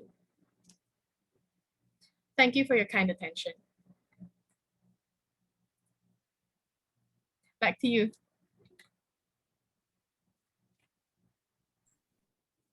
Thank you, Toastmaster Julia, for an enriching daydreaming knowledge that she shared to us. Let's go to the next speaker, number 4, Toastmaster Amina, who will be doing effective coaching level 2, learning your style, introducing to Toastmaster mentoring.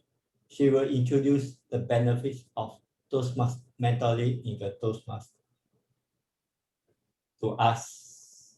Let us welcome her director, Toastmaster Ahmad, who will give us the purpose statement. Toastmaster Ahmad. Thank you, Toastmaster Willie Low.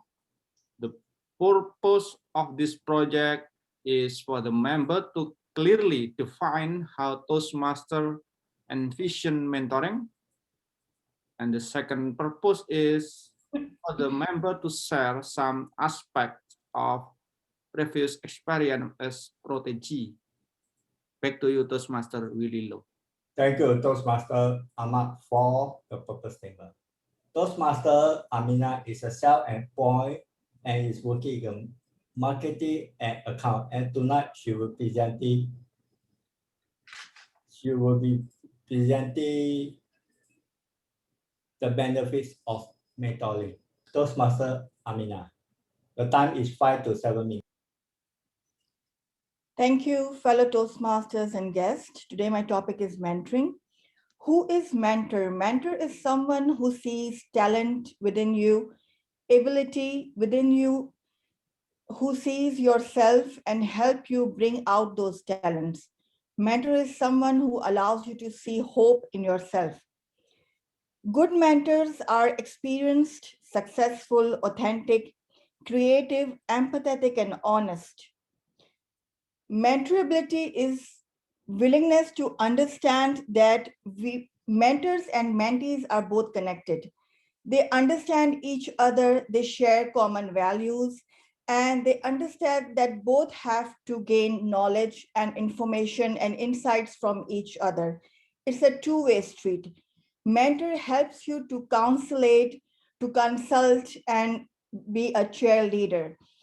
Mentors let you know that where the rocks are. If you suffer any problems or if you stuck in your work, mentors help you pull out of those problems. Mentors are experienced individuals. They have vast knowledge and technical knowledge of the field. And you may generally have mentors in your everyday life, in your work life, but you may not be aware of it. So if you are looking for mentorship, you go a step ahead and ask for formal mentorship.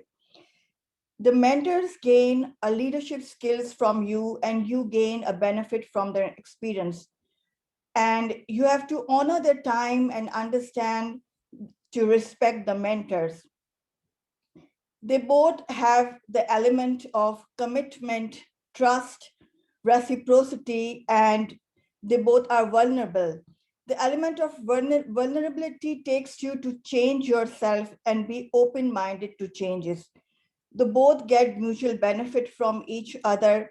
The mentors see positivity in you and brings out your behavior at the best level, encourages you at every steps, and there's an element of trust between mentor and mentorship.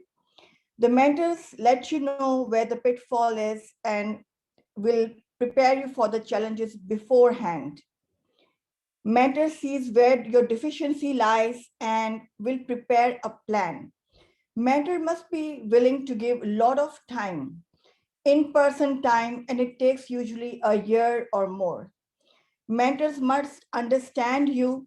In order to hire a mentor, in order to take help from mentor, you must understand what are your weaknesses, what are your strengths.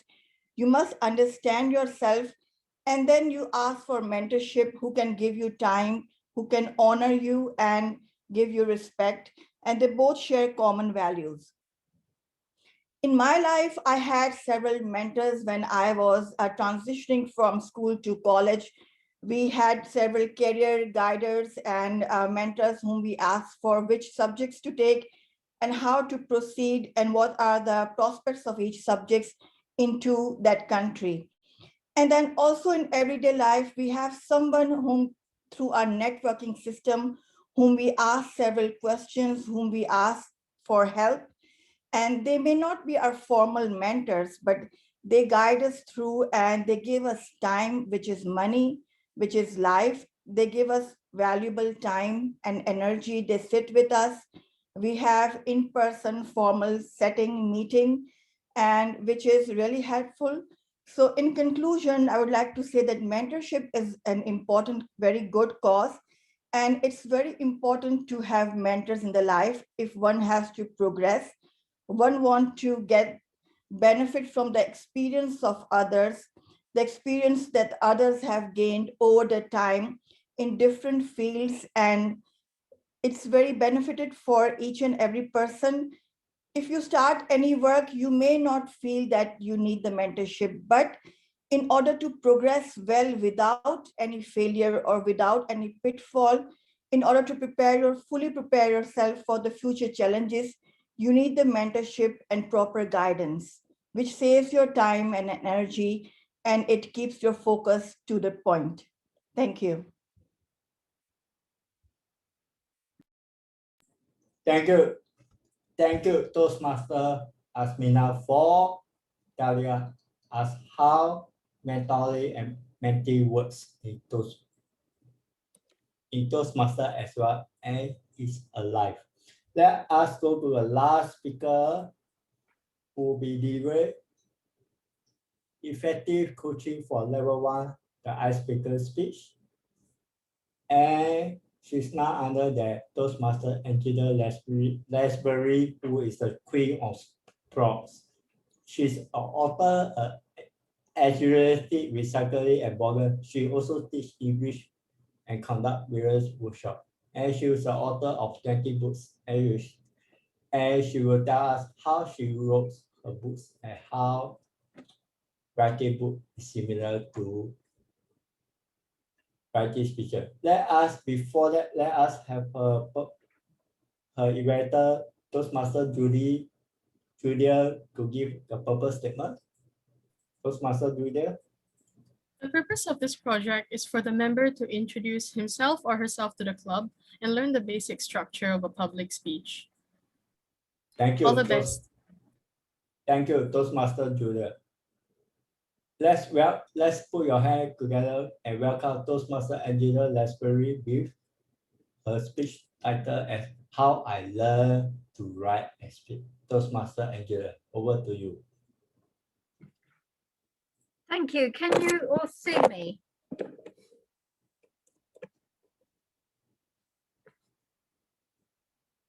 As you can probably hear from my accent, I am British and I started learning English in England. So far, so good. They say that a prophet is not well known and respected in his own country. You have to go away. And I have come to Singapore, where being an English speaker means I am in high demand because I automatically speak good English because I was brought up in Britain. I've also lived in America. Now, I would like to tell you about something else. Steve Jobs said that you join the dots in your life and you can't join them up looking forward, only looking backward. Well, of course, you can join them up looking forward if when you're a child, you decide you want to be a doctor, you work all your life, passing the right exams, and you go to the right place. But a lot of people meander around and aren't sure what they want to do. I wanted to be an author, didn't know how to do it. When I left university, I went to work for an author, and he taught me that you start the chapter of a book with a quotation. So far, so good. I then went into magazines and I was a sub-editor. And at this point, I felt at my lowest because I was putting the punctuation in other authors' work. It's only now doing what Steve Jobs said and looking back at the dots that I can see that learning punctuation and spelling was so important. I then went on to work as a sub-editor for women's magazines, and we were writing alliterative titles and correcting punctuation. And now when I look at a slide, I can say it should have alliteration, and I listen to Thomas Chen and I listen to the alliteration. And what am I doing now? I'm writing a book on alliteration. Now, when I used to look at these stories in the magazines, which I was punctuating, I couldn't see the structure. I couldn't see how they were put together. Because of being in Toastmasters, I can now see the structure. And when you look at the first speech that you write in Pathways, you are given the entire structure and told to take each part and link it to the next. It's an absolute miracle now to be in Toastmasters and to be able to look back, connecting the dots in my life, all the things I have learned and how I put them together to make a book. So, for example, the first book I put together for myself and self-published, Quick Quotations, has alliteration in the title. And I worked on other books which for publishers, such as Wedding Speeches and Toasts, and I was not happy with the way they put the books together. But I can now see the way they did it. Looking back, I can see now how to create an ebook, and that's my latest challenge. If you want help writing speeches or writing books, I can help you, because I'm like the last speaker said about mentoring. It's not until you get to the end and you look back and you can see where it's all going. And if you look at pathways, it's all a great mystery. When you get to the end of pathways, you can connect the dots and look back and see where the whole pathway is going. My latest venture is to turn my book of quotations into the ebook and to write a book on alliteration as an ebook. And when I've done that, I hope I'll be able to tell you all how to write an ebook. Remember, wherever you are in life, you're creating another dot, another rung on the ladder of your life. And this is what I have learned from looking at books and speeches and all the jobs I've had in my life and all the jobs I've had in Toastmasters. So I hope to be able to help you, and I hope you can help each other by seeing this. Work through your pathways, look at books, look at how they're structured. Now, fiction and non-fiction are structured rather differently, because something like my book on how to be the best man, it takes the problem and it gives you the answer. You know exactly what the problem is. The reader knows he's got to be a best man. When you write a speech, you're presenting a problem and you're presenting the answers. And your problem is to write speeches, and I can tell you how to do it. And if your problem is writing books, I can tell you, look at the books and they will tell you how to write speeches. Every chapter is a mini speech. In table topics, every topic is a mini speech. It's all about creating patterns and joining up the dots. I hope I've explained it. If not, come back to me, because then I will know that's the problem to which I must find the answer. Back to you, Toastmaster of the day. Join the dots. Thank you, Toastmaster Angela. Can I have the timer's report?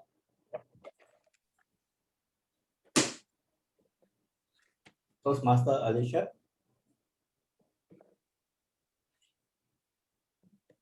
Yeah, sure. Thank you, Toastmaster of the day.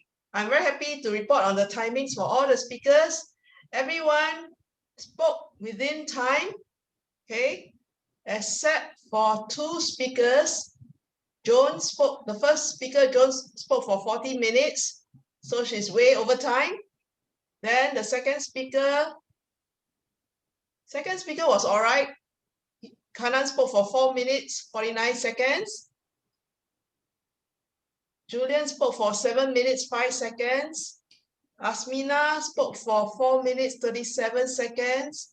And Angela spoke for 6 minutes, 27 seconds. Oh, by the way, second speaker Kanan and Asmina have not reached the minimum of 5 minutes. All right. So back to you, Toastmaster of the day. Okay, in that case, we shall not do voting because only two speakers qualified. So I guess the evaluator may need some time to prepare their evaluation. Let us have a 10 minutes break and you come back at 11:30 Singapore time. And maybe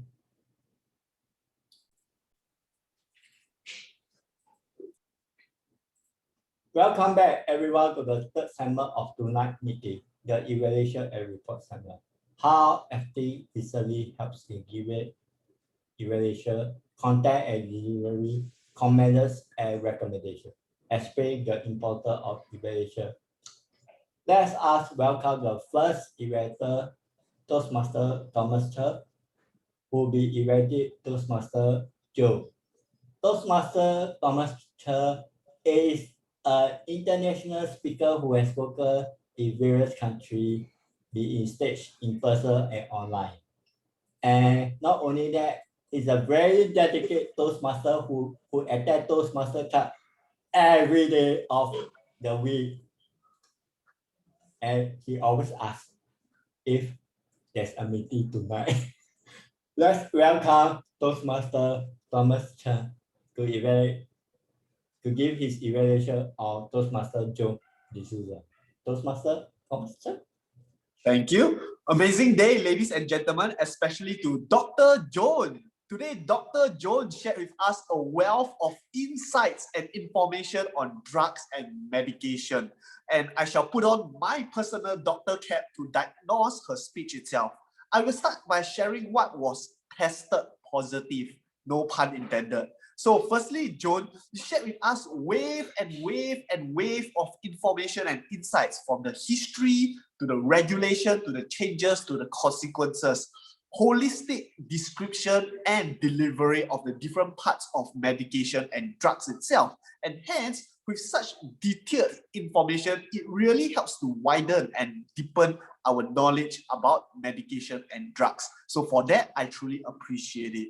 Secondly, I'm really amazed by how Joan managed to maintain her energy and enthusiasm. She just kept going and going and going and going. If it was me, after 10 minutes, I would probably be running out of breath. But she can just keep speaking and speaking and speaking and speaking. And that just shows the amount of stamina she had. I was wondering what type of drugs was she taking. But on a serious note, that's a very good energy level, and I'm sure that you are able to do well when it comes to webinar, because webinar is typically longer in length. So well done on that. All right, so now I shall share some recommendations to bring her speech to the next level. So Joan, firstly, I encourage you to develop more situational awareness, because right from the start, we couldn't see your slides and the timing was also running out. The chat box, we were trying to inform you. So do try to develop such situational awareness. I know the setting can be a little bit difficult, but how you can do so, you can consider to log in from multiple devices, or you can constantly keep track and check up on the audience throughout your presentation. So rather than just sharing and sharing and sharing and sharing, constantly ask the audience if they can follow through. So that will also help to elevate the audience engagement, and you know the whole process is going through smoothly, right? Secondly, something for you to consider, because the whole entire concept is a webinar and online meeting concept, and hence engagement is very important. But earlier during your presentation, it seems very one-directional. It should be two-directional. So how can you make it two-directional? Well, by engaging us with activities, with discussion, with conversations, with questions. These are ways to involve the audience. When the audience feel involved, they will be more focused on your presentation, and you will be delivering your message across more effectively. And finally, also do consider right from the start, give us a preview of what you are going to share so we know what to expect. You can say, I'm going to share the introduction about medication, the history about medication, the regulation about medication, just like a movie trailer. We would know what is going to be expected. So in summary, congratulations, Joan. You share with us a wealth of insights. You are very energetic, but do consider to develop more situational awareness as well as elevate the audience engagement. Give us a preview, and I'm sure you will certainly be the Dr. Red of public speaking. Back to you, Toastmaster of the day. Thank you, Toastmaster Thomas Chen, for his evaluation of Toastmaster Joe D'Souza.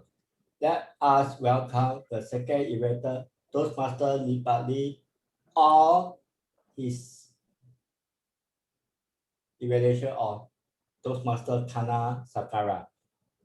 A bit about Lee is Lee like, love, charity, and meeting people, learning and sharing the different culture and choosing globally. And she was also a former division director based in Australia. So, and let's all welcome Toastmaster Lipat Lee to evaluate Toastmaster Kana. Thank you, Toastmaster of the day. It's snowing out there and it's freezing icy cold. Wouldn't it be nice to just wear t-shirts and jump outside and run around in the park? What a great opening, Toastmaster Kanan. We could feel the freezing cold weather that you were experiencing. And we could also share your wish to welcome spring. It just couldn't come fast enough. I loved how you shared 3 ways to welcome spring. You described how in Thailand, people throw water and have water guns to cool down, to Easter and children playing in the USA, and then lastly, the colorful Holi festival in northern India. It was such a fun speech and your voice captured it all. What I would have liked to make it more fun is if you could have stood up and got into character. For example, put on a jacket. It's freezing cold out there. So we could see it, we could feel it as well. And then when you said t-shirt, take it off. You know, I just want to wear t-shirt and run around out there. When you were talking about water, you can either throw water or a water gun, you know? So wouldn't it be fun? Just remember, you have members of the audience who are kinesthetic, audio as well as visual, and that will help you capture it all. The other thing I would like to suggest to you is when you were talking about Holi festival, it's a colorful festival. I know it's hard to throw color powder everywhere, but maybe use a colorful screen like this, so you can capture it all as well. What I felt too was these are 3 festivals that you knew by heart, but you were reading from your notes. So take away your notes, get into character, feel it, and then let us share the journey with you. I love how you summarize at the end that, you know, hopefully by the end of spring, everyone in Maryland will be vaccinated. Wouldn't that be wonderful? All in all, I love how you had a speech that was such a fun speech. You talked about 3 different cultures, 3 different ways to welcome in spring. What I would have loved was that you use props as well as you get into character to help you engage with the audience, to help us feel the fun and enjoy the journey with you. Thank you, Toastmaster Kanan, for sharing it with us. And we would love to welcome in spring with you. Back to you, Mr. Toastmaster of the day. Thank you, Toastmaster Lee, for her evaluation of Toastmaster Kana Sakara. Yes, the next evaluator is Toastmaster Kana, who will be evaluating Toastmaster Julia or her speech. Toastmaster Kana. Thank you, Mr. Toastmaster, fellow Toastmaster, and especially Julian. First of all, I want to say all the best for your area contest and for your long-term goal of getting a PhD in psychology. About your speech today, great topic, dangers of daydreaming, because I am one of the person who daydreams a lot every minute. And I was really scared by going through your information. Oh, I am doing what? Is it I am going through the hypertraumatic traumatic condition or OCD or so many things that I was not aware of. But really, I am a daydreamer. It clearly shows that you had researched the topic. I like the way you gave the statistics. One great thing is your pictorial slides. You nailed it. The quality of your slides are very, very nice. Grammarian to note, I used two veries because it was really very good. Couple of suggestions. This was a great speech, great topics.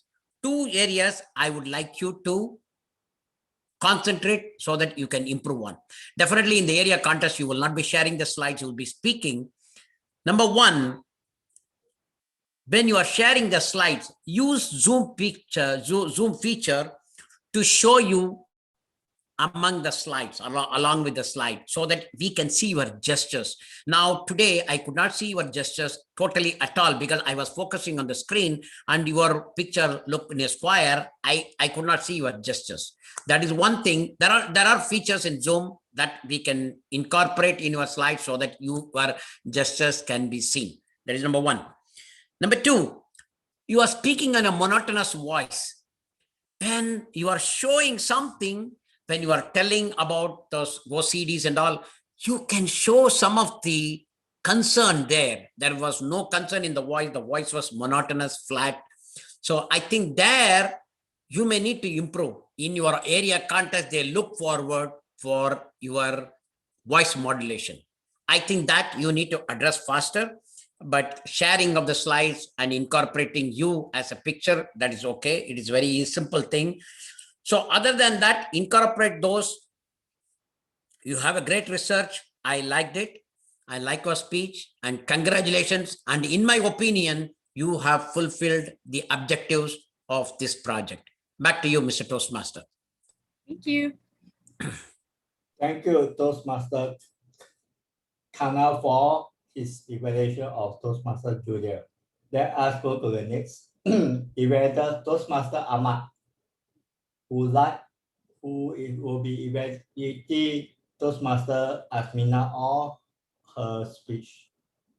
Toastmaster Ahmad like to read novels, empower others, and watch that video. During the weekends, he spare his time with his children, play with his children. Toastmaster, let's welcome Toastmaster Ahmad Nurasi. Thank you, Toastmaster Willie. Hello, Toastmaster and guests, and special for Azmina Gulani. Congratulations. Your speech is very important. Mentoring is essential in organization, in formal organization, of course, in Toastmaster Club. Without mentoring, we can improve our ability to be better.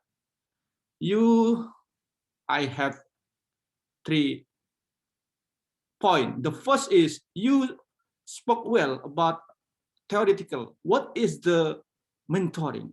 What is the benefit of mentoring? And how to be protégé and mentee? And of course, you have a long experience in personal life, how to improve by mentoring in your school, in your life, in your work. And I hope you can, I have 3 recommendations for improve your speech next speech. The first is organized content. I suggest you to have maybe 3 or 2 points of the mentoring. What is the sub idea from the mentoring? And then you can give an example from your experience. The tip is very common, but your personal experience is powerful to give example. And maybe you can give example what is benefit that you get from the mentoring. You can explore before and after mentoring process. What is impact mentoring? The second is body gesture. I suggest you to use your head, your face, your head to help your communication to audience that can be help you to communicate your message. The last one is vocal variety. It is important to story because like live speed needs up and down like plus clutter. Sometimes we can expression sadness, happiness, or other condition with a specific expression. Overall, your speech is wonderful. I hope you improve in the next speech. Back to you, Toastmaster Willie Low. Thank you, Toastmaster Ahmad, for his detailed feedback of Toastmaster Asmina. Let's go to the last debater, Toastmaster Junior or Toastmaster Aguilar's speech. Toastmaster Junior?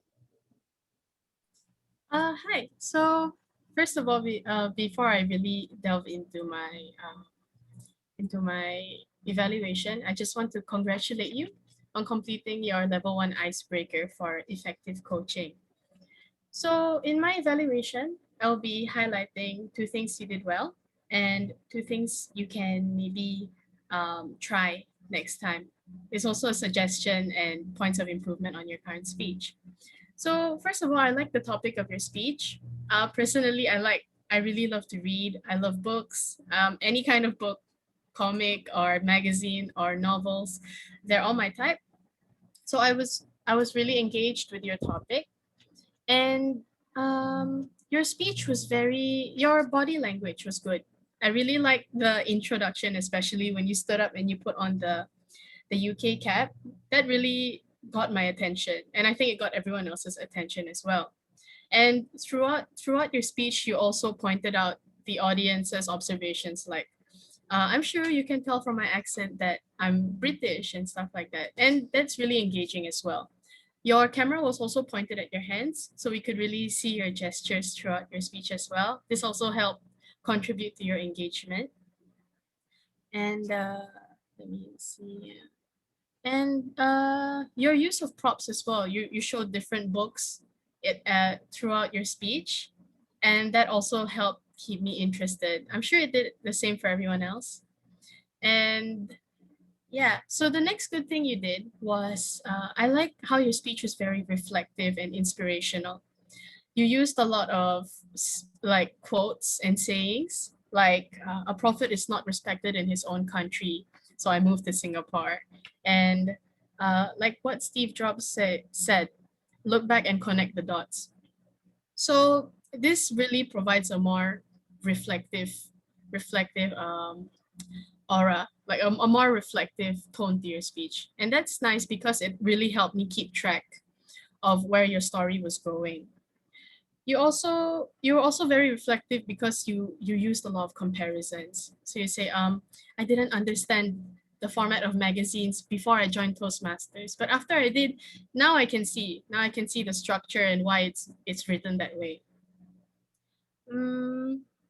Yeah, and I also like your aspirations, how you developed your goals from self-publishing a book to now wanting to write an ebook instead. So those are the 2 good things you did. The next 2 things you can do better, I believe, are your camera was angled towards your body only. So because your camera was only angled towards your body, it was quite hard to make eye contact. And that sort of, it kind of, how do I say this? It hindered the connection with the audience. So next time, I'm not so sure how your computer is built, but maybe you could attach another mini camera just to angle up, and so that we can have better connection with you. And I'm red now, so I gotta hurry up. So the next thing is that you can probably vary your pacing and tone to keep the audience more engaged, because you had a very, it was quite slow. You talked very slow, and that's easy for me to absorb. But so at times it was a bit too like, what are you gonna say next? What are you gonna say next? So yeah, that. Other than that, you did very well. I love your speech. I love the story format, and I look forward to your next speech. Back to you.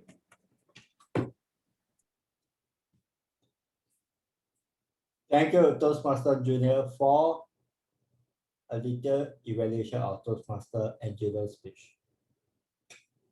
Can I have the timer's report, Toastmaster Alicia? Sure, Toastmaster of the day. I'm very happy to report on the timings of all the evaluators.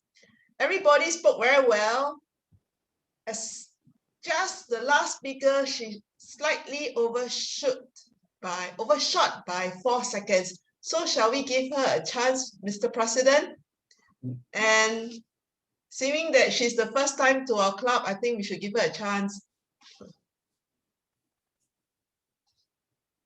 I guess since she's going to take part in contest, so it will follow the contest guideline. So she's not qualified. Sorry to hear. Yeah. Okay. Let us. Okay. Let me pull out the best evaluator voting. Let's vote for the best evaluator.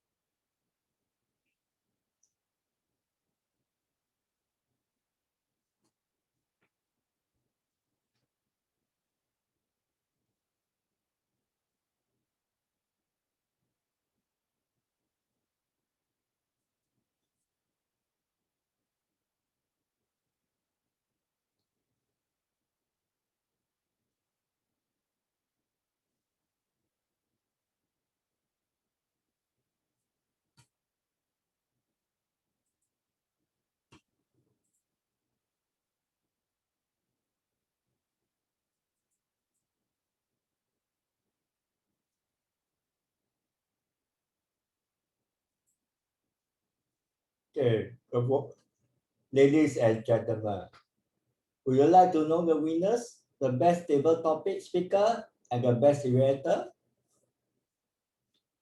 Can we have a drum roll, a virtual drum roll? The best table topic speaker go to Toastmaster Shani, who is for China, who is based in, who is America, who is based in China.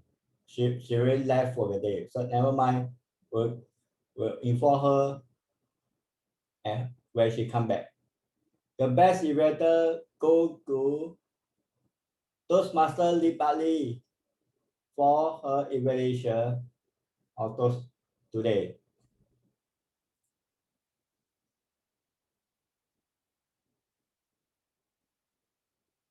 Thank you everyone for a favorite Friday night of Toastmaster meeting. I hope you have enjoyed the night as much as I did. Can I have a feedback for the guest Toastmaster Toastmaster Erica? Can I have your feedback about the meeting? How you find the meeting? Okay, thank you very much. Thank you very much, first of all, thank you very much for having me. I really enjoyed. And I think everyone's are really advanced speaker. So the speech is very organized and evaluator, everyone was great. So I learned a lot from you tonight. Thank you very much. And it was great to joining like diverse international club. It was first time to joining this kind of club. So I was actually surprised to see the subtitles. I can see in time. So it is very kind to the guest, I think. And yeah, I really enjoyed. Thank you very much. Thank you. Toastmaster Hanano, Antano. Can I have your feedback? Yes, thank you very much for opening this meeting for guests, including myself. And it was really, really, really amazing for me, and I absolutely loved it. Everyone was so engaged and motivated and committed and supporting to each other. And I really felt a good energy. Actually, I have been to Singapore 3 times. I have good friends there and I visited them and I enjoyed everything. And now I like Singapore more. Thank you very much. And both for you should join our clubs because we have a member who is a Japanese. Okay, yeah. Okay. Toastmaster me too. How you find the meeting?